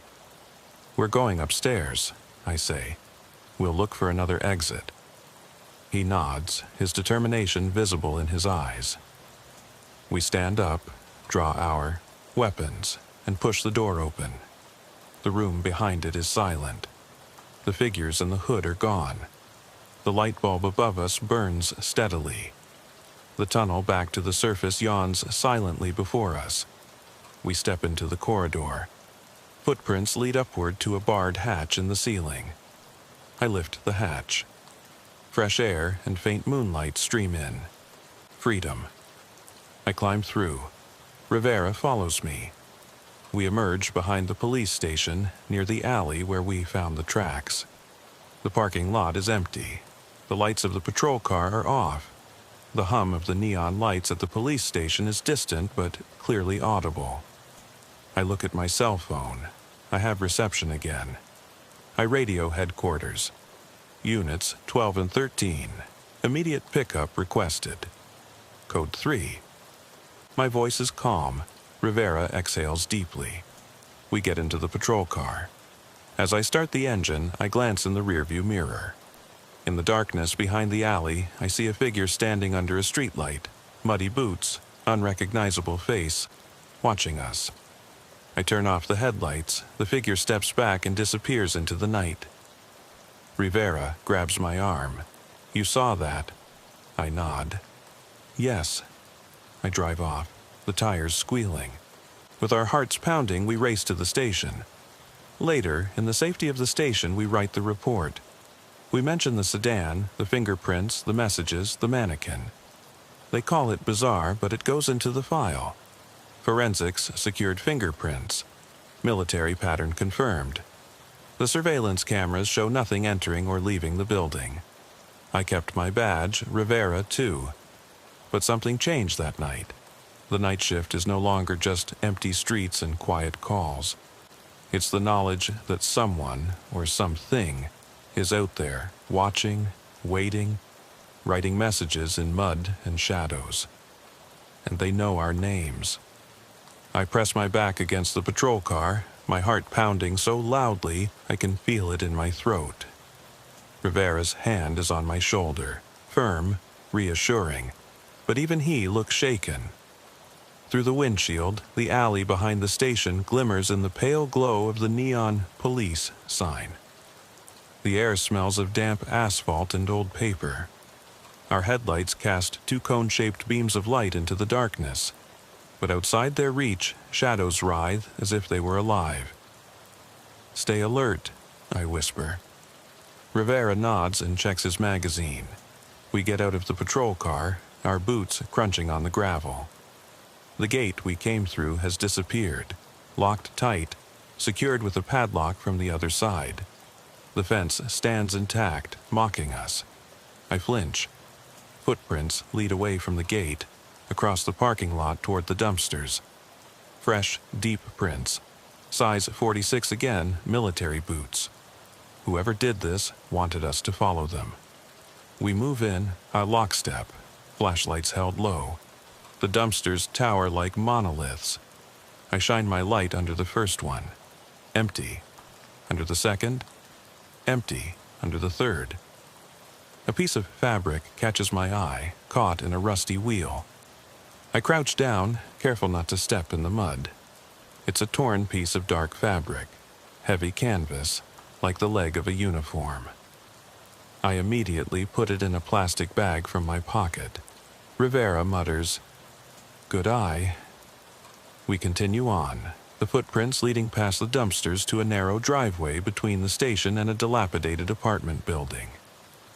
The driveway leads downhill into deeper shadows. The air grows colder, sharper. My breath is white. At the other end, I see movement. A flickering reflection, like a cell phone lighting up. Then it's gone again. I raise my voice quietly. "Police, show yourself." An echo answers. Rivera's light dances over a garage door at the foot of the apartments.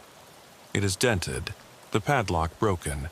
The footprints disappear into a narrow gap below. I crouch down and peer inside, only darkness. Then I hear a faint dripping sound, water falling on concrete. I can't see the source. "Should we call for backup?" Rivera whispers tensely. "Not yet," I reply. "We're close." I pull out my cell phone and look at the clock. 3:52 a.m. 8 minutes until the end of my shift. But this isn't about the shift. This is about survival. I slip under the door and crouch down. River follows me. Our flashlights illuminate a small room, an unfinished storage space with moldy concrete walls and scattered boxes. The footprints continue across the floor to a door marked basement. I push it open. The hinges squeak. Behind it is a steep staircase leading down into a dark pit.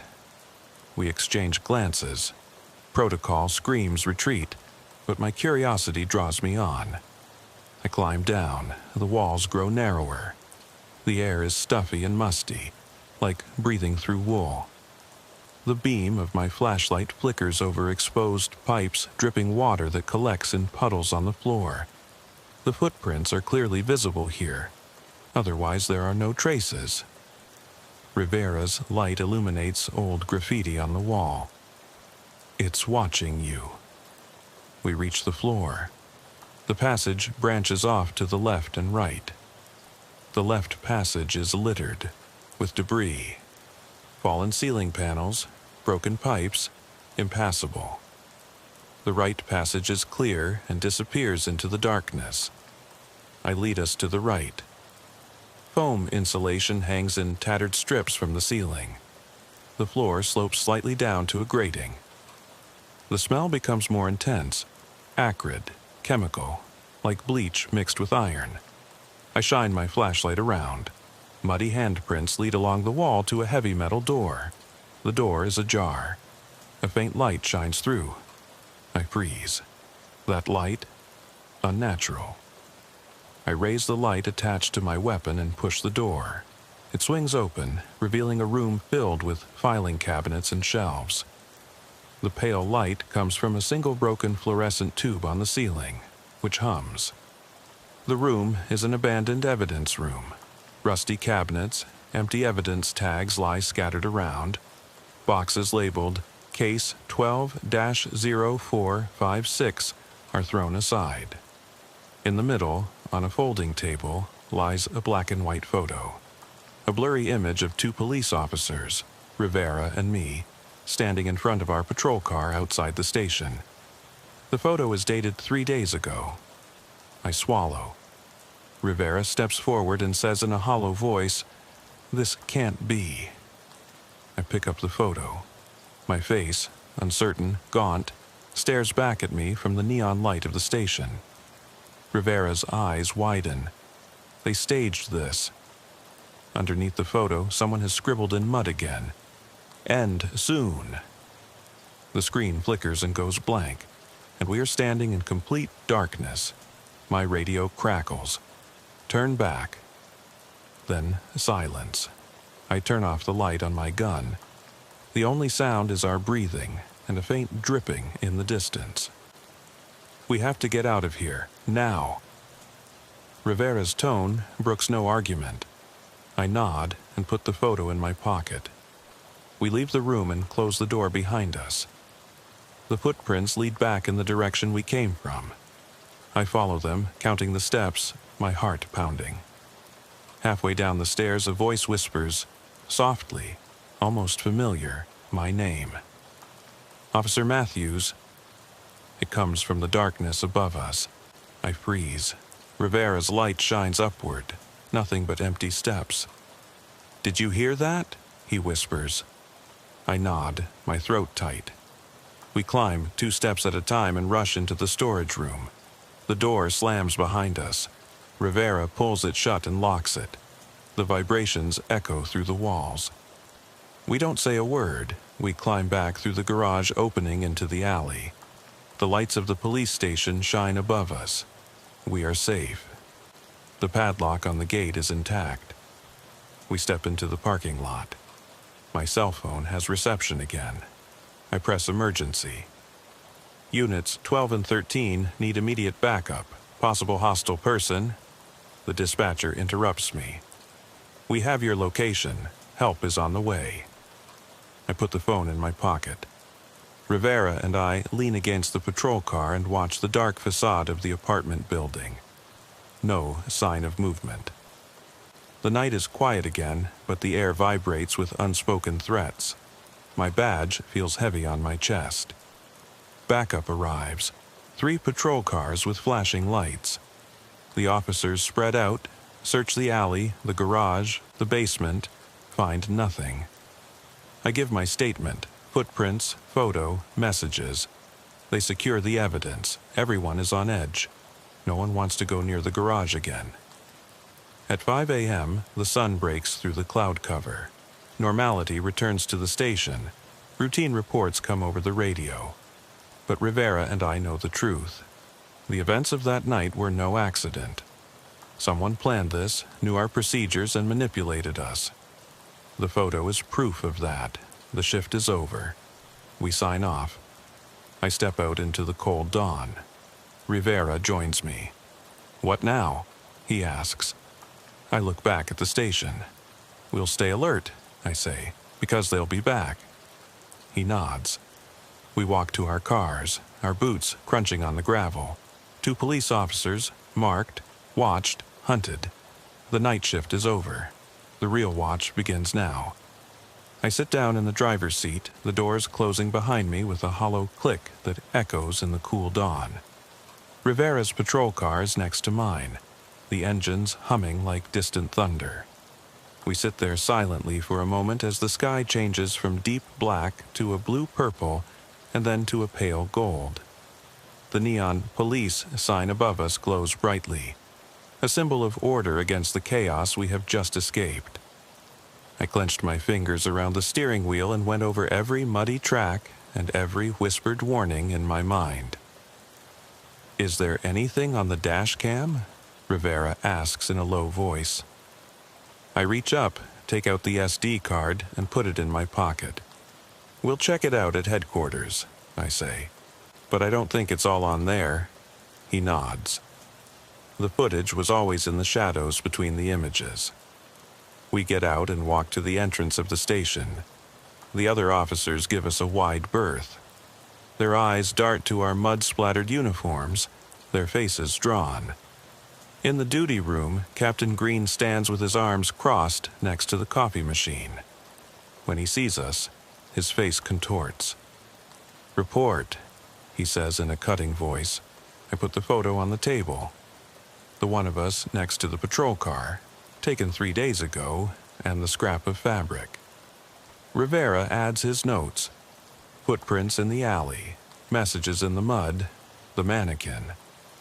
Green clenches his jaw. He studies the evidence and then looks up. "We'll file this under unusual," he says. "But I want patrols in this district to be stepped up next week. No Aaliyah runs. You two form a team and stay in constant radio contact." I swallow. Finally, a report. Green turns to the room. "Any questions?" No one says anything. He dismisses the shift and the room empties, leaving only Rivera and me behind. Green's orders hang in the air like a lifeline. Outside, the sun breaks through and dispels the last of the fog. I take a deep breath.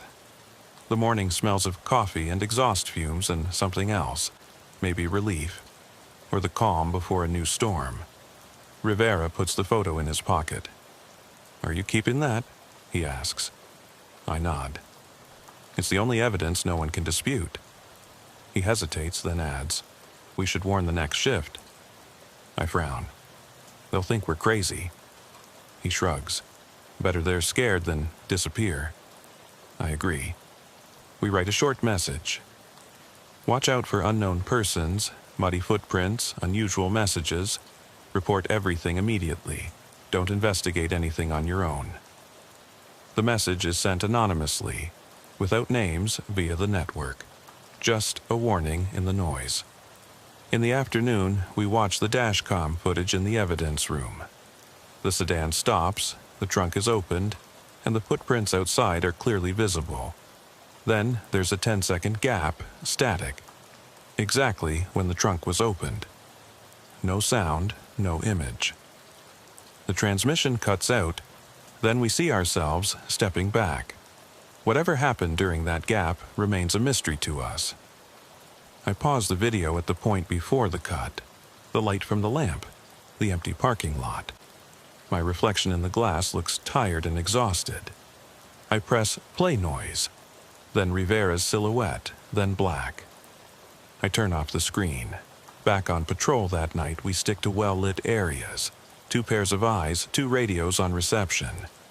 At every corner we turn, in every alley we pass, I expect to see those muddy boots and that empty stare. But nothing. Just the usual. Joggers, stray cats, buzzing neon signs. At 2:13 a.m., I'm back on Maple Ridge Parkway, the scene of the sedan. The parking lot is empty, the garage doors are locked. The light above flickers, then comes back on. I get out and shine my flashlight on the asphalt. No fingerprints.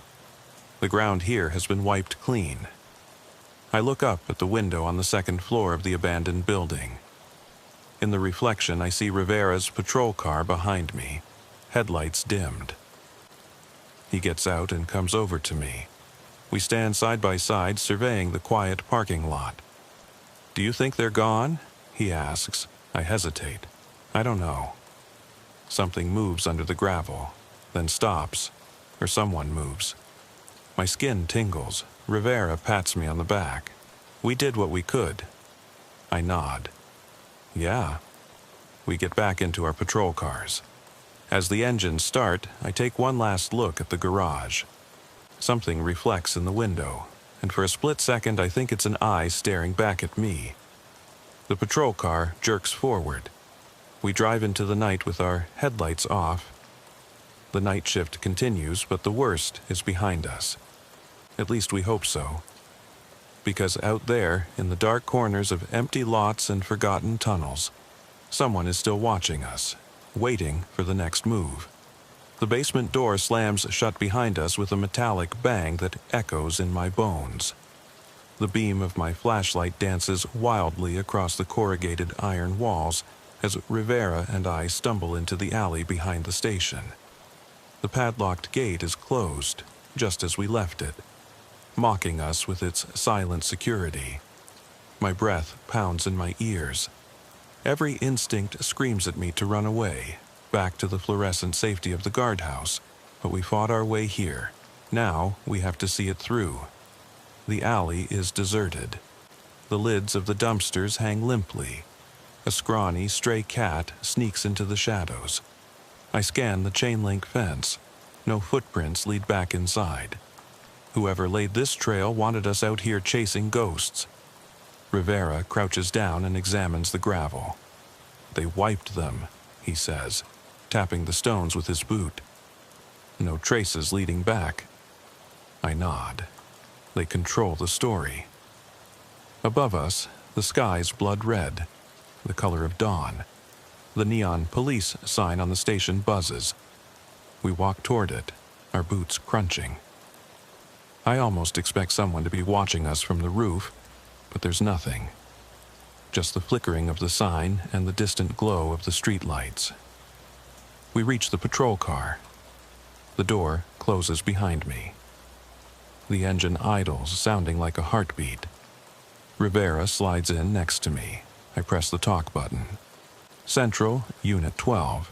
Situation under control. Request routine pickup. My voice is calm, but my hand is shaking. The dispatcher's calm response seems surreal.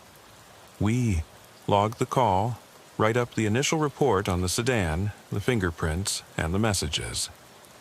But I put the photo of us, which is 3 days old, in my pocket. That stays between us. We drive until the end of our shift. Every dark corner promises movement. Every alley seems to breathe. At 6 a.m., we return to roll call. Captain Green eyes us suspiciously.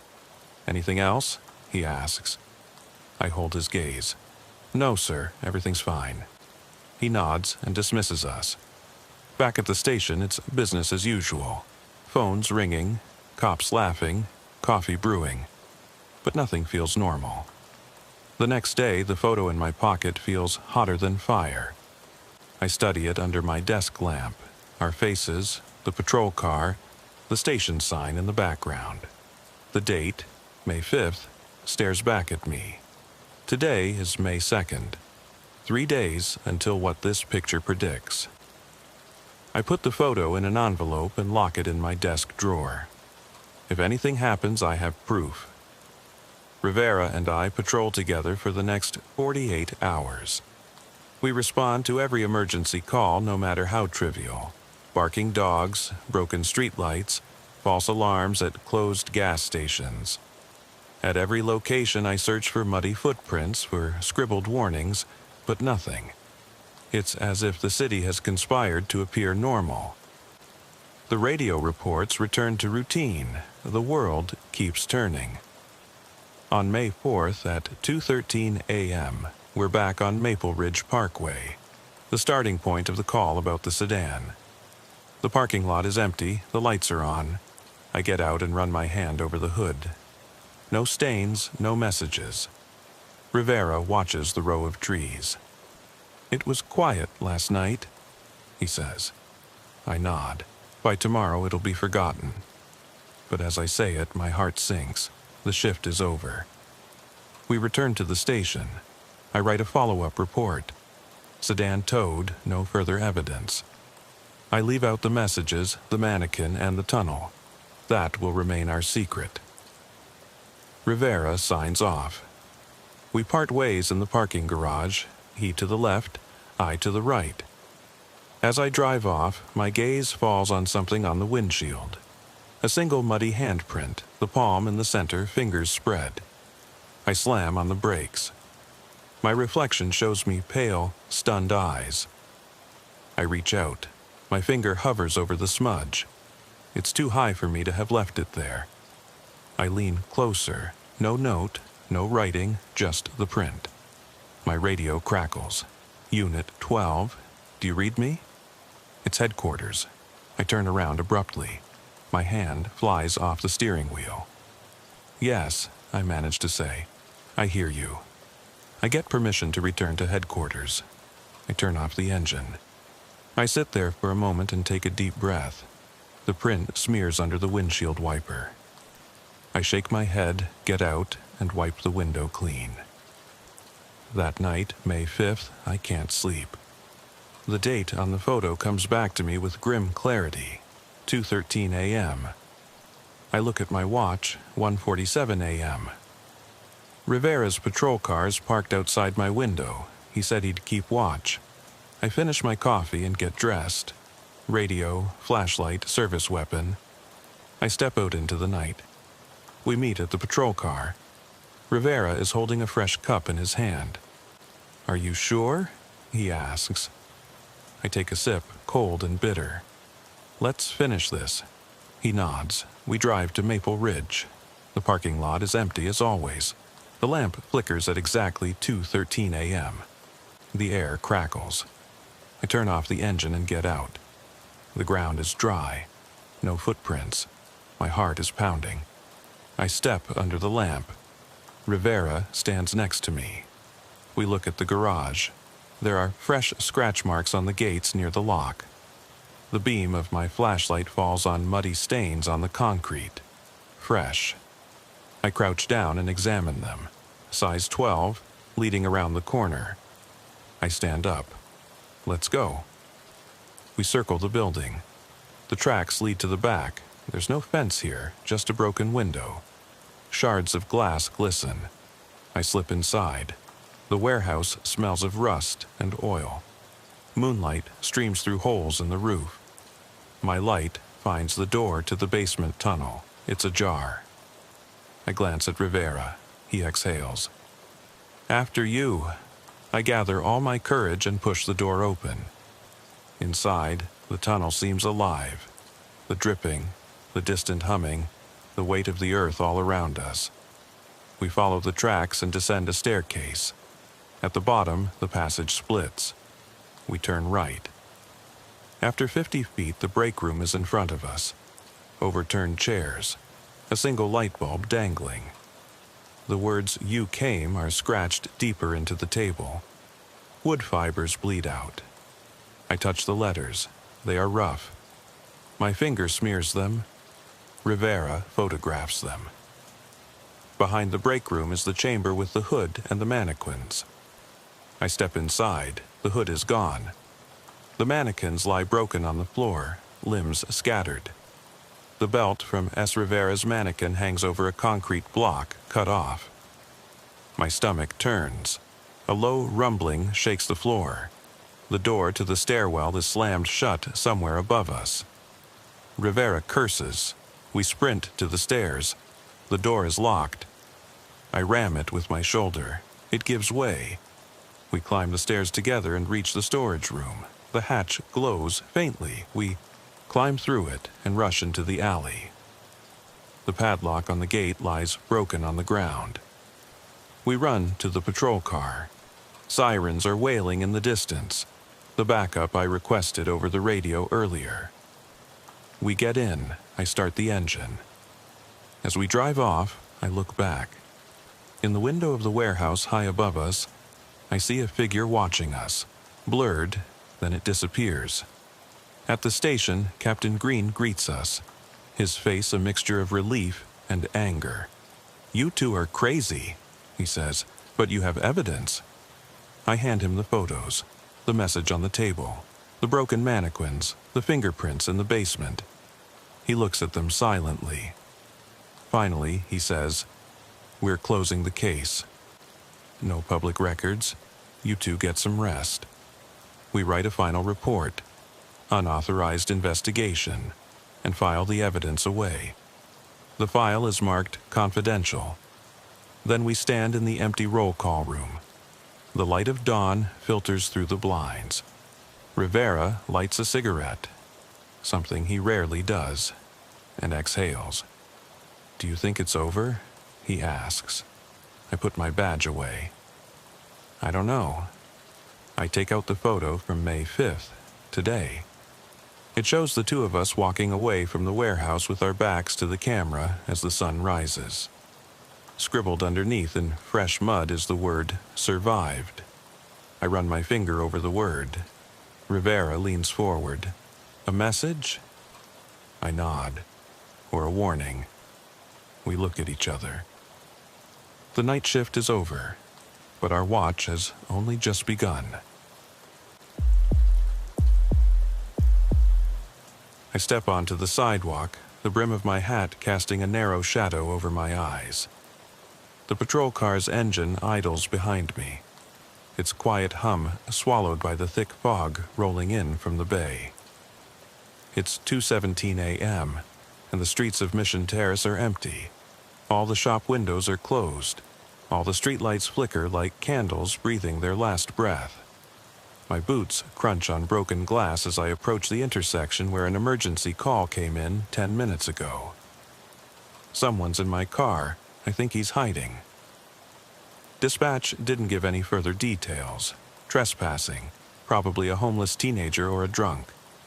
I turn on my flashlight, its beam tracing a pale arc through the fog. The air smells of salt and damp concrete. I feel adrenaline rising in my throat. That's why I chose the night shift.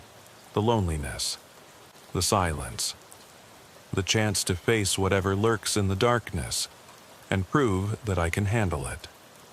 The patrol car's headlights swing to the left and illuminate an old sedan parked under a gnarled oak tree.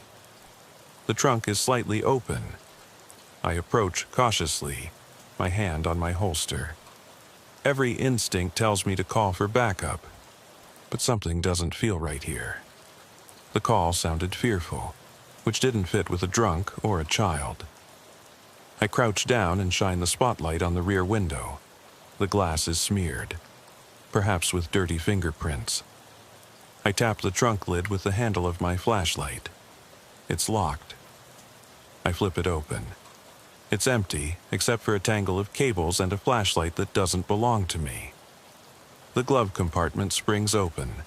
Inside is an empty cigarette pack and a woman's scarf, darkened by something that could be oil, or something worse. I radio in. Unit 12 Bravo, I'm at the scene. No sign of occupants.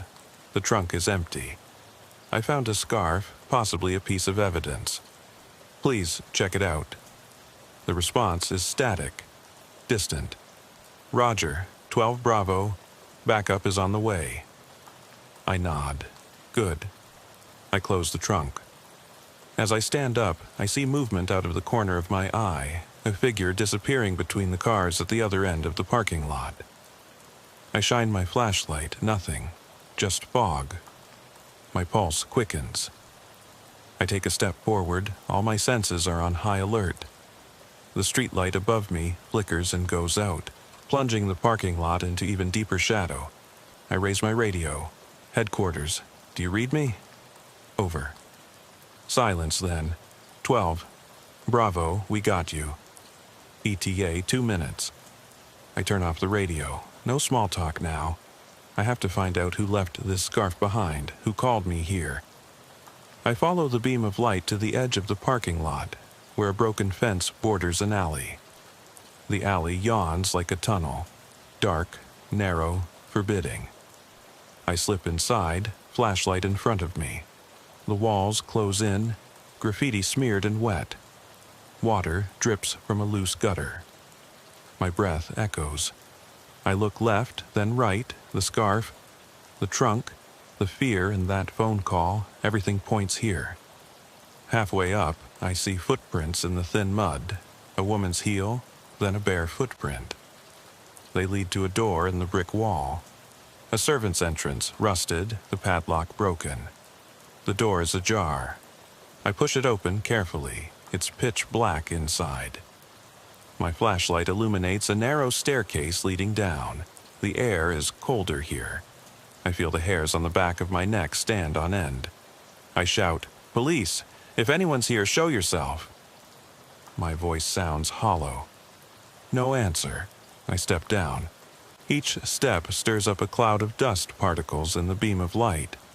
The stairs lead to a room, an abandoned workshop with cracked concrete floors and oil stains that are dark like old wounds. Behind it is an office with broken windows and an overturned desk. Pipers flutter in a ghostly breeze. An open notebook lies on the desk. I crouch down and leaf through it. Scribbled handwriting, dated 5 years ago, but the entries continue until 2 days ago. I see that you're watching me. You don't notice me, but I notice you. A shiver runs down my spine. I take a photo with my cell phone. A creak behind me. Metal on concrete. I turn around. The beam of the flashlight catches nothing. The notebook falls shut. I pick it up. The last entry reads, "He's coming back tonight." My heart is pounding. I look at the clock. 2:23 a.m., 6 minutes since the call. Someone lived here and documented everything. Someone who knows I'm here now. A faint sound, a whisper, a movement, comes from the darkness behind the office. I point the beam of light there. It falls on a figure crouching against a distant wall. A pale face, large eyes reflecting the light like a deer's. A woman. She's trembling. I step forward. "Ma'am, are you okay?" No answer. She jumps up, sprints past me into another hallway. I run after her, adrenaline rushing through my body. The hallway stretches on, a dead end with metal doors. She's ahead of me, a thin silhouette flickering in the light. I catch up with her as she bumps into a door marked "Storage Room." It's locked. She bangs on the door and sobs. I try the doorknob. Locked. "Police, let me in." She whimpers. I pull out my keys. None of them fit. I press my shoulder against the door. It gives way with a creak. Inside is a small storage room. Cleaning trolleys, boxes of paper towels. No windows. She is crouched in a corner, rocking and clutching something. I step inside. She looks up. It's the scarf from the car wrapped around her fist. Her eyes are wild and frightened. I crouch down and shine my flashlight on her face. "I'm here to help you. You called me, didn't you?" She nods, opens her mouth, then closes it again. She's paralyzed with fear. I slowly reach out my hand. She holds up the scarf. It's stained, dark, rust-colored. Now I notice a faint smell of iron. Behind me, the door slams shut. The flashlight flickers. I turn around. Nothing. My radio crackles. 12 Bravo, where are you? Answer. I fumble with the radio. Basement, storage room, female suspect, victim, needs to be rescued. No sooner have I pressed send than the lights go out. Complete darkness. My flashlight flickers and then goes out. Silence. I breathe loudly. Something moves behind the shelves, a scratching sound. I draw my weapon. "Show yourself." The air turns icy. I can see my breath. A whisper. "You shouldn't have come." It comes right next to my ear. I turn around. No one there. My heart is pounding. I press the flashlight switch again. It flickers on and illuminates her face, which is only a few inches from mine. She smiles. Her eyes are empty. I scream and stumble back. She disappears into the shadows. I fire a warning shot. The beam of light wavers. Empty closet. Radio, static, no backup. The building is silent. I realize that I'm still clutching the scarf. The stain isn't rust, it's fresh, warm. I drop it. It falls to the floor with a soft thud. Behind me, the door handle rattles. I turn around. Footsteps in the hallway. Slow, deliberate. They're getting closer. Heartbeat, breathing, silence. I raise my gun and wait. My finger tightens around the trigger as the footsteps in the darkness grow louder. The beam of my flashlight dances across the concrete floor, every shadow a potential threat. I feel the tension building in my chest, every breath a struggle between control and panic. The radio is dead, the ceiling lights are off, and the only sounds are my own heartbeat and the soft scraping of shoes on concrete behind the door. I move cautiously toward the door, weapon at the ready, my senses on high alert. "Police! Open up!" My voice echoes hollowly. No answer, just those slow, measured footsteps. I push the door open. The hallway beyond is even deeper in shadow, the walls damp. My flashlight illuminates a row of identical metal doors stretching into the darkness. The temperature drops further. I can see my breath in the beam of light. I step into the hallway, every instinct screaming that I'm alone. But I know she was here. I turn the flashlight to catch a glimpse of her pale face, but she's gone. The scarf was at my feet. Now it's gone. I search the floor and find a thread caught on the corner of a grate. I pull it out. It's the same fabric, torn. She must have crawled through this grate. I kneel down and push the grate aside. Behind it is a crawl space, just big enough for me to squeeze through. My radio crackles. At first, just static, then a voice. "Unit 12, Bravo, do you read me?" Relief washes over me. "I'm here. I have a woman, possibly a victim, in the storage room. She's disappeared. I need help immediately." The voice replies, "Hold on. We'll be there in 2 minutes." I put the radio away, squeeze through the opening, and find myself in a narrow tunnel. Dirty bricks, cobwebs. It slopes slightly downwards. I slide into the crawl space, the flashlight clutched tightly in my free hand. The walls press in on me. The air is stifling. I crawl forward, my heart pounding. The tunnel opens into a small room, the maintenance room of the old building. Above me, pipes crisscross, dripping water onto a pile of discarded cardboard boxes and broken crates. The smell of rust and mold is very strong here. I shine my flashlight around and discover a figure clinging to the opposite wall. It's her. She's shaking uncontrollably and pressing her scarf to her chest. I approach slowly, keeping my weapon lowered. "Ma'am, it's me. You're safe." She sobs and presses herself against the wall. Tears leave trails in the dirt. I take off my jacket and put it around her shoulders. She leans against it. I pull out my radio.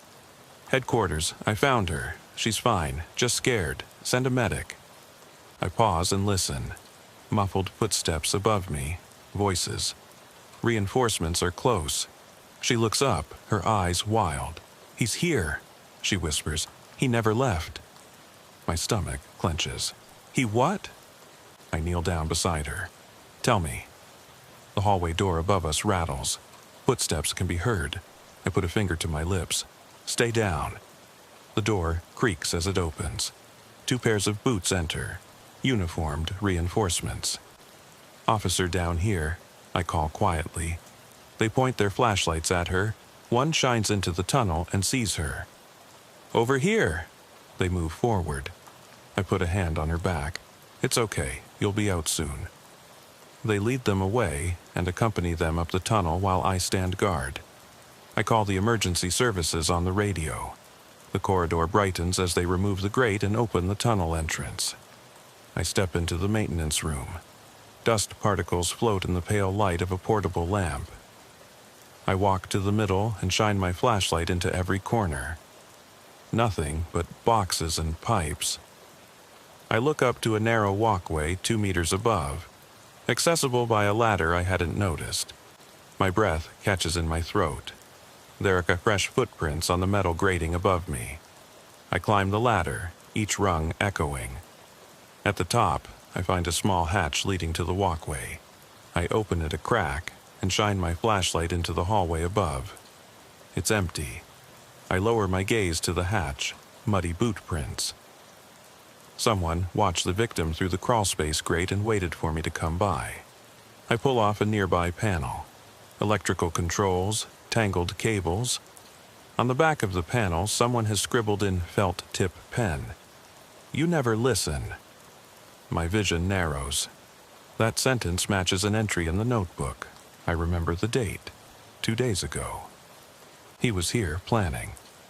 He was here while I was walking around the grounds. He's still here. I radio forensics. 12 Bravo to headquarters. I need forensics and K9, possible suspects still in the building. The reply, "Roger that." I close the panel and wipe the sweat from my forehead. My hands are shaking. I force them to stay still. I search the edge of the walkway. A service staircase leads upstairs. At the other end, a door marked garage exit. I sneak on, weapon lowered, but ready. The metal floor vibrates slightly under my feet. I reach the garage exit and push the door open. It's unlocked. It swings open onto a concrete loading area. I shine my flashlight inside. An overturned pallet truck, a stack of empty barrels. Behind it, a large roller door, closed, but light is coming in at the bottom edges. He could be out there. I approach cautiously, the beam of light grazing the door. No movement. I crouch down and press my ear to the crack. Silence. A single beam of light from a street lamp outside penetrates the slats. In the light, I see footprints in a thin layer of dust. They lead away from the door, down the loading ramp, and out onto the street. He's gone again. I radio in. Target disappeared. Only dust traces. Looks like he drove east on 2nd Street. The dispatcher replies, "Units notified. Search underway." I secure the exit and lock it as best I can. Then I go back downstairs, my heart pounding. At the foot of the ladder, I pause. My boots are standing on cold concrete. I see my reflection in a broken mirror on the wall. Sweat and dirt smear my face. My eyes are bloodshot and alert. My hands are shaking so badly that I can feel the adrenaline wearing off. I take a deep breath and lean against the wall. 10 minutes ago, I was chasing a phantom. Now, I'm hunting a predator who knows these walls better than I do, and who is willing to play cat and mouse with a police officer. I hear voices above me and follow them back through the tunnel. Forensic investigators examine the crawl space, photograph the grate, and collect samples. K9 units stand at the tunnel entrance, the dogs alert and growling in the fresh air. I watch as a technician throws gloves and tools on the floor. A muffled conversation. Victim secured, handcuffed multiple times, no DNA on the scarf. I nod and step aside. Outside, it has started to rain, a light drizzle pattering on the steel roof of the building, sounding like fingers drumming. I step out into the parking lot, the fog now thicker and swirling around my boots. Reinforcements circle in the headlights, their beams crossing on the asphalt. I take a moment to wipe my face and blink my eyelashes dry. I walk over to the sedan under the oak tree. The trunk is now closed. I kneel down and lift it up again. Forensics has examined the seat, but now it's empty. The scarf, I found it in the storage room. It's his calling card, his way of showing us he's here. I close the trunk and look up at the oak tree. The branches sway in the wind, like arms reaching out for me. A voice behind me. "Officer." I turn around. My partner Diaz is standing in the headlights of the patrol car. He is pale, his expression serious. "Everything okay?" I nod. "He's fine." He points to the building. "You found something in the office on the 2nd floor." I follow him inside. We climb the stairs together. At the top is the office where I found the body. The desk is tidy, but there's something new on the wall behind it. A patch of fresh plaster. Beneath it are fine scratches, letters carved into the drywall. Diaz shines his flashlight on them. See that? He crouches down. Looks like initials. I kneel down next to him. The scratches form the letters JS. A chill runs down my spine. Those were the initials on the front of her college yearbook that he brought with him. She said he was J.S., her stalker. He carved his initials here, claimed this room for himself. I radio, headquarters, suspect's identity confirmed. J.S., male. Keep an eye out for his car, silver Camry, tinted windows. I touch the scratches that go down to the bone. My fingertips are shaking. He was here, marking his territory, preparing me for this. He wants me to know that these walls belong to him, these hallways. Outside, the rain begins to fall harder, pounding the asphalt. I step outside and let the cold soak through my jacket. The parking lot is empty. The oak tree stands still. In the distance, headlights flicker by. We'll find him eventually. But the deeper I get into it, the more I realize that he's always one step ahead of me. And the ground disappears from under my feet. My partner hands me a cup of coffee, black, steaming. I wrap my hands around it and feel the warmth penetrate me. I nod gratefully. He looks me in the eyes. Are you ready for part 3? I put the empty cup aside. I load fresh ammunition into my magazine. My holster feels heavy at my side. The fog swirls around us. The branch of the oak tree scratches the windshield of the patrol car. I look at the entrance to the building and know that he is watching us. Somewhere within those walls. He is waiting. I nod to Diaz. Let's go. One more breath, one more step. Because this night is not over yet. I slam the door of the patrol car behind us. The sound of the engine drowned out by the approaching storm. Rain pelts down on the roof. Each drop a small explosion on the metal. Lightning flashes on the horizon, bathing the parking lot in a bright white light. I pull my collar up against the cold and follow Diaz to the side entrance. Every step splashes in puddles, water seeping into my boots. The world smells of wet asphalt and ozone. We reach the door I broke open earlier. Forensics has cleared the crime scene. No notebook, no scarf, just a faint echo of what happened here. The access to the crawl space is open. Diaz shines his flashlight into the tunnel. K9 was already here, just muddy paw prints. He looks at me. Are you sure you want to go in there alone? I nod. He hands me a radio. Stay on the line. I reply tersely, 10-4, and slip inside. The tunnel is darker now, rain dripping through cracks in the ceiling.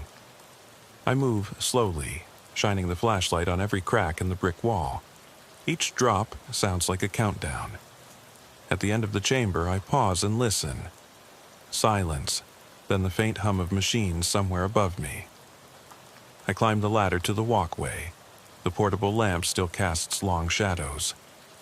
I reach the office door and push it open. The room is empty except for overturned chairs and broken glass. The spot on the wall marked JS glows white against the peeling wallpaper. I crouch down and examine the scratches. They are fresh, the edges sharp and crumbly. Someone came back after we left. He's mocking me. There's a crash above, metal on concrete. I turn around, the beam of my flashlight cutting through the darkness. The noise came from the workshop. I aim my gun and start walking. My boots echo on the metal walkway as I cross it. Every breath I take steams in the beam of light. I hesitate at the ladder. My heart is pounding. Then I climb down. Back in the maintenance room, boxes and pipes tower above me. The echo of the rain is now far away. I shine my flashlight around. Something is moving behind a barrel. I fire a warning shot. Concrete splinters fly through the air. No response. I step closer, my heart pounding in my throat. The barrel is empty, except for muddy footprints leading deeper into the hall. I follow them. The lower part of the rolling door is still illuminated by the streetlights. The footprints end at the loading ramp. I kneel down and wipe the water aside. There, partial prints from work boots. They lead out onto the street. I curse quietly. Diaz's voice crackles. Understood? We have a lead on JS's Camry at the East End near the docks. Relief and fear mix. I reply, I'm on my way. I climb back onto the ramp, water splashing around my ankles. Once at the top, I push my way through the garage exit onto the parking lot. Headlights cut through the rain. 2 unmarked vehicles pull up. They spread out. I run to the patrol car, slip inside, and turn on the windshield wipers. The world becomes a flickering gray blur. I radio headquarters. All units to 2nd and Pier. Suspicious vehicle, silver Camry. License plate ending in 421. Proceed. The dispatcher replies, Roger. ETA 2 minutes. I take off, the tires squealing on the wet asphalt. Diaz's taillights appear behind me. We race east, the sirens muted for cover. The Bay Area comes into view, shipping containers, abandoned warehouses, the faint glow of cranes. The GPS beeps, 2 minutes. My knuckles turn white on the steering wheel. At the intersection, the Camry is parked at the side of the road, engine running, windshield wipers off. No lights. I turn off the patrol car's headlights. We park in the shade. 2 officers and I get out, weapons at the ready. The Camry's windows are fogged up. I press my ear against the door, engine running, nothing else. I glance at Diaz. He nods. I push the door open. There is nothing to be seen inside except for a single item on the passenger seat. A woman's scarf identical to the first one, damp from the rain and slightly darker. I pick it up with my gloved hand. There are muddy footprints on the floor mat, no pedal marks. He left it behind as bait. Diaz touches my arm. I look up. The Camry's headlights come on and shine on us. The engine revs. I duck back as the car pulls away. The tires spin and spray water. The patrol car's headlights catch the license plate. I take a photo. License plate confirmed. The car races toward the harbor. I run back to the patrol car and jump in. Diaz floors it. We race into the storm. The docks stretch out before us. Shadowy containers pile up like gravestones. The Camry's taillights dance in front of us. We follow, sirens silent, heartbeats loud. Suddenly, the Camry brakes in front of us. It turns into a narrow alley between 2 containers. We stop. I turn off the engine. We get out and keep our flashlights dimmed. The alley is claustrophobic. Water stands on the ground. The metal walls are wet. The Camry is standing there with the engine running and the door open. I raise my gun. Police, come out with your hands up. Echo. No answer. I step forward. The driver's door is empty. The scarf is on the floor. I kneel down and examine it. No fingerprints, just mud. Then I hear it. A soft click behind me. I turn around. At the entrance to the alley stands a figure, half hidden in the shadows. Tall, slim, his coat dripping wet. Where are you going so early? I ask in a calm but quiet voice. The figure steps forward, his face hidden by his hood. I point the flashlight upward. It reflects off the metal in his hand, a camera. He takes a photo of me. The flash blinds me for a moment. I hear a shutter click. Why? I ask. He tilts his head. You never listen. His voice is cold and amused. Then he steps back into the shadows and disappears between the containers. I curse, run after him, but he's gone. Only the echo of his laughter in the storm can still be heard. I stand alone in the alley, the rain soaking my uniform. The Camry's engine ticks as it cools down. The harbor cranes creak. My radio crackles. "Units en route. Do you need backup?" I exhale, the tension easing. Negative. The situation is secure, for now. I pick up the scarf, mud and liquid, fresh. I put it in an evidence bag. I glance at the crates lining the alley, each marked with shipping codes. He could be in any one of them. I shine the beam over the crates. Nothing. The docks are empty. This city breathes secrets. Tonight it will breathe his game out. He knows every shadow, every passageway. He leads me deeper in, and I, the stubborn cop, follow him. A flash of lightning splits the sky. I pull out my radio. Headquarters. Suspect JS still at large. He's armed with a camera and a twisted need for control. He's playing with me. Request a tactical team to secure the container yard. The reply, "Roger that, 12 Bravo." I secure the alley and step back onto the smooth asphalt. The Camry's taillights disappear into the darkness. I look at the scarf in my hand, the stain on it appearing darker in the lamplight. I wipe the rain from my face. My reflection in the puddle flickers. Tired, determined. I walk back to the patrol car. My partner comes up to me and shakes his head. "He's okay," I say. He nods. No words are necessary. We drive off. Behind us, the docks lie silent, an empty labyrinth waiting for us. I close my eyes for a moment as we drive off. I see her face, the victim's eyes full of fear. I see the initials carved into the glass. I see the flash of the camera, and I know that this night has more in store. I get out of the patrol car into the pouring rain, my boots sinking into puddles spreading across the asphalt. The rain pelts my shoulders, but I hardly notice. My thoughts are focused on him. JS, the ghost in these halls, the hunter who wants me to play his perverse game. Diaz turns off the engine. We exchange glances, exhaustion, adrenaline, unspoken determination. We walk back to the servants' entrance, where yellow barrier tape flutters in the wind. The forensic team has retreated into tents, and the K9 team is packing up. I show them my badge, and they lift the barrier tape. Inside the building, it is now quieter. Only the dripping of water and our footsteps can be heard. I retrace my steps, crawl, space grading, maintenance room, catwalk, ladder. Every place seems tainted by his presence. At the top of the ladder, I pause in front of the office door. The traces of JS staring back at me. I touch the wall cautiously, cold, damp. He wanted me to see this, to know that he was here. I take out my cell phone and take a photo. Evidence, yes, but also a message. He's always watching us.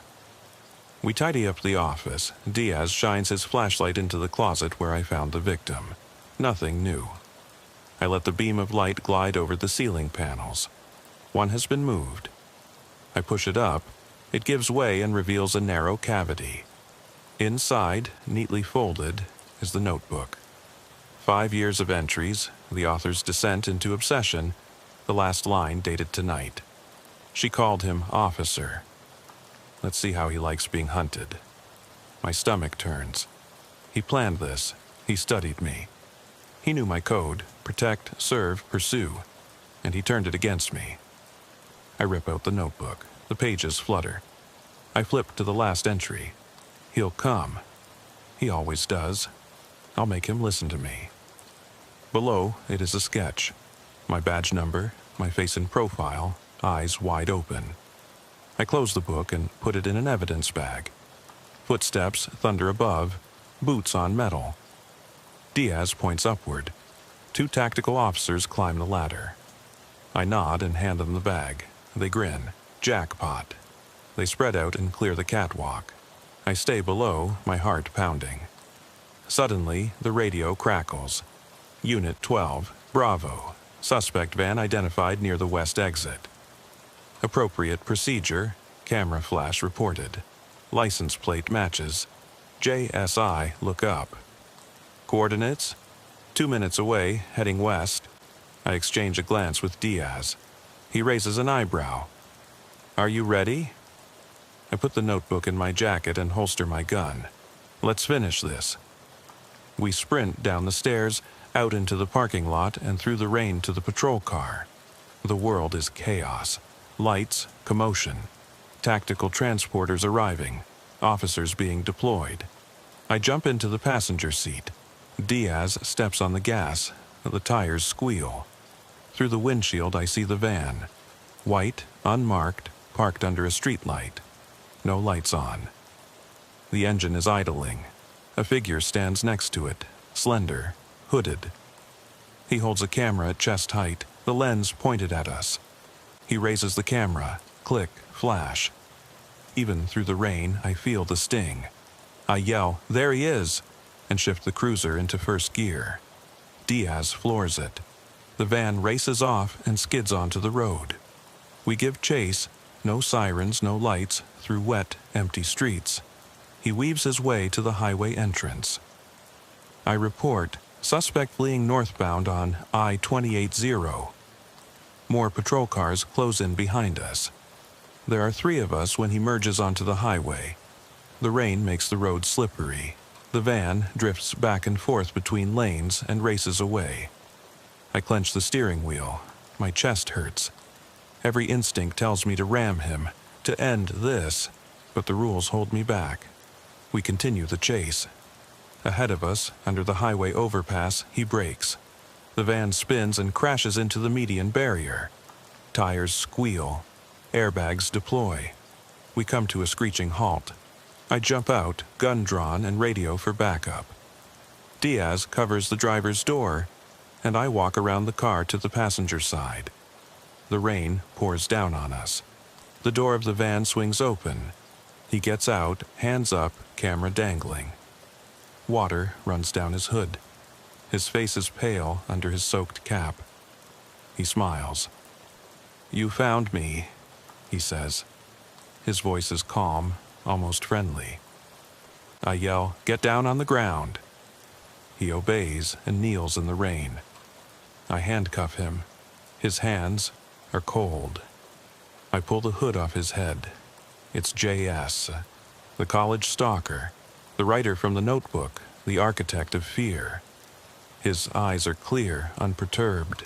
He tilts his head. "Are you listening to me now, officer?" I pull him up. He looks at me just inches from my face. The rain pours down between us. "Why?" I ask. "Why all this?" He smiles even wider. "To feel real, to make you feel." He glances at the notebook in my hand. "You read my story, now I'm reading yours." I push him into the patrol car. He rides along silently, watching me. I sit down in the driver's seat, my heart still pounding. I glance at Diaz. He nods. We drive back to the station through the storm, a convoy of patrol cars, their lights reflecting off the wet asphalt. At the station, I see him sign the waiver without taking his eyes off me. They lead him away. I stand in the reception area, rain dripping from my coat. The notebook lies open on the counter, pages turned. I flip through it. His last words, then blank pages. He stopped writing when he knew I would find him. I close it. My hands are shaking. The captain approaches me. "Good work," he says. "The media are already here." I nod. I'm in a daze. He pats me on the shoulder. "Get some rest." I step out into the subsiding storm. Blue and red lights flash on the walls of the station. The fog has lifted. The street is empty. I open my jacket, take the scarf out of the evidence bag. It has been cleaned. The stain is gone. I tie it around my wrist, as a reminder. I look up at the sky. It's still raining. I breathe in the cold air. The city hums. Somewhere, someone is calling 911. Somewhere, another darkness awaits. I close my eyes. I can still hear his voice. "Now, listen to me, officer." I open them again. My determination grows. I put the notebook in my coat and go inside. The police station locker room is quiet when I enter. Only the hum of the neon lights and the dripping of water from my rain-soaked jacket can be heard.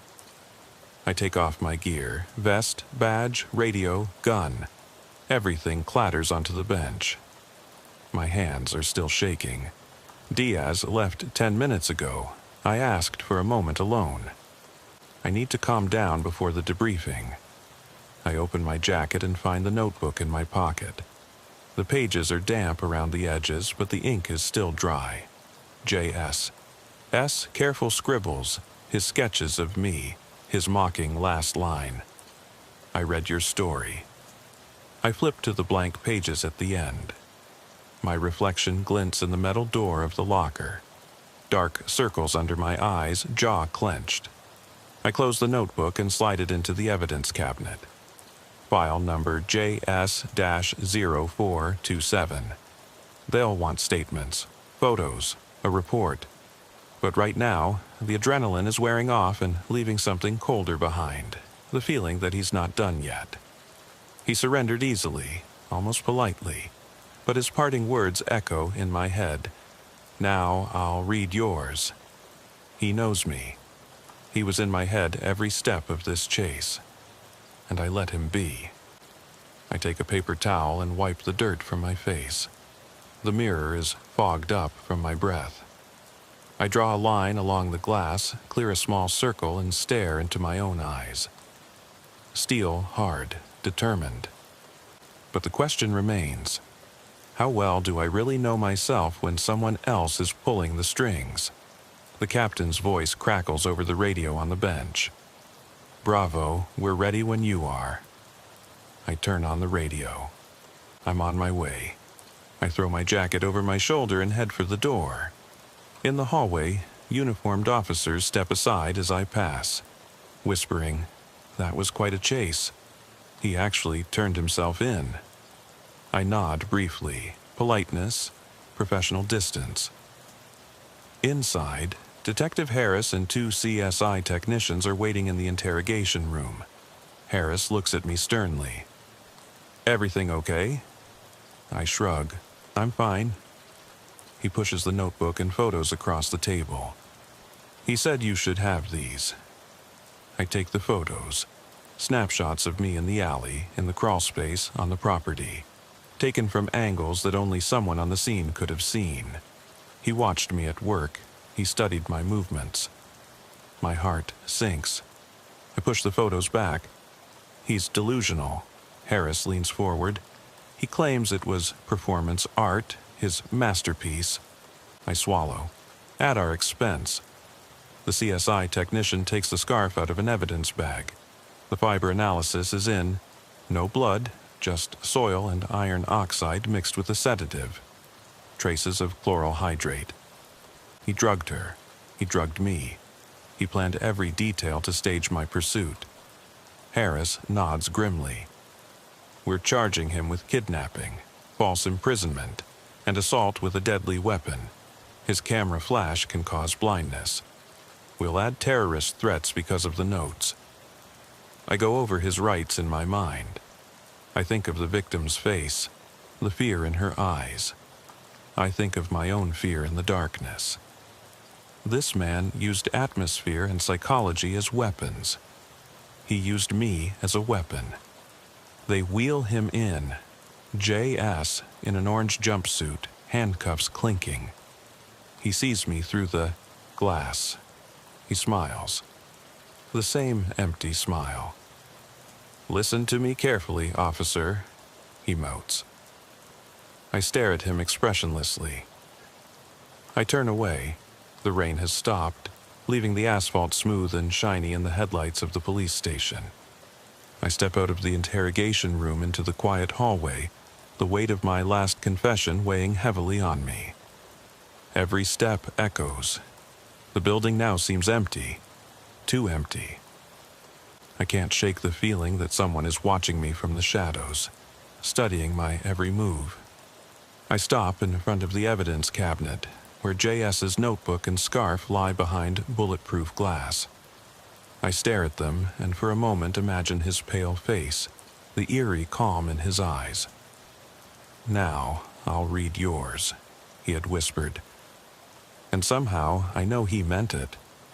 I turn around and go back to the changing room. My uniform is neatly folded on the bench. My wet gear is hanging up to dry. I take my jacket and my badge and put them on with deliberate care. The fabric still smells faintly of rain and adrenaline. I take off my radio and put my gun in its holster. Everything in its place. Regulations, control. But inside, my composure is crumbling. I step out into the cold of dawn. The sky is indigo blue, the horizon just beginning to brighten. I take a deep breath and taste the metallic flavor of the air. The parking lot is deserted. Only the patrol car is still there, its headlights dimmed, an evidence tag flapping on the antenna. I walk around the car, looking for clues I may have overlooked. The tires bear faint traces of mud from the harbor. The trunk is locked. I run my finger along the door and then let it drop. My cell phone vibrates, a text message from headquarters. "JS in custody. File updated. Good work." I text back, "End of shift?" No reply. I put my phone in my pocket. End of shift? For him, maybe. For me, it's just another beginning. I get into the patrol car and sit behind the wheel. The seat is cold. I adjust the mirror and catch a glimpse of my reflection. Exhaustion around my eyes, my jaw tense. I stare at myself until the line between me and my reflection blurs.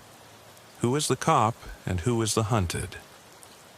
The radio crackles. A routine call. Trouble at a bus stop. I turn off the engine. I'm not going to answer. Not yet. I need a moment. I reach under the seat and pull out the evidence bag with the scarf. I hold it in the palm of my hand. The fabric is soft and covered with dark, iron-colored stains. I run my thumb over the edge. The traces of the sedative confirm that he mixed it into her drink. He drugged her, and me too, so that I was left disoriented in the crawl space. He planned every step of the chase, and I followed him. I clench my hand around the scarf, stand up, and step out into the parking lot. The first pale rays of dawn color the sky. The city is waking up. Commuters are stirring somewhere. But here, in this quiet environment, time seems to stand still. I tie the scarf around my wrist, a knot of steel in memory. A reminder that I was vulnerable, that the hunter can become the hunted. I walk to the front of the patrol car and lean against the hood. My radio crackles again. Another call. I ignore it.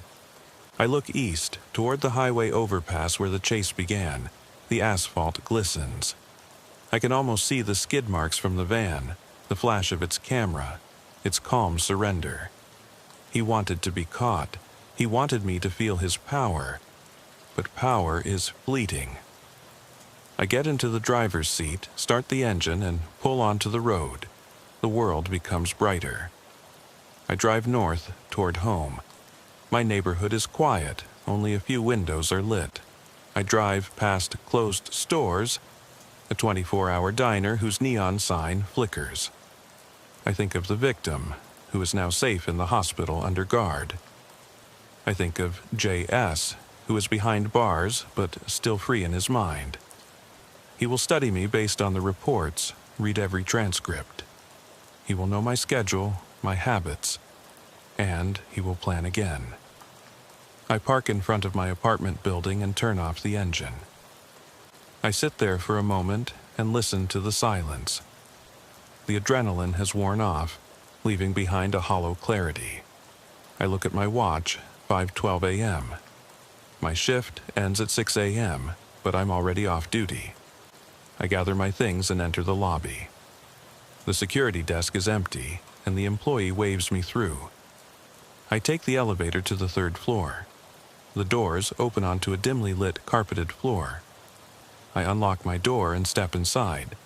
The apartment is dark and sparsely furnished. A couch, a desk, a bed. My laptop is on the desk, closed. I put my keys and jacket on a chair. I go to the window and look out over the city. The roofs glisten in the morning dew.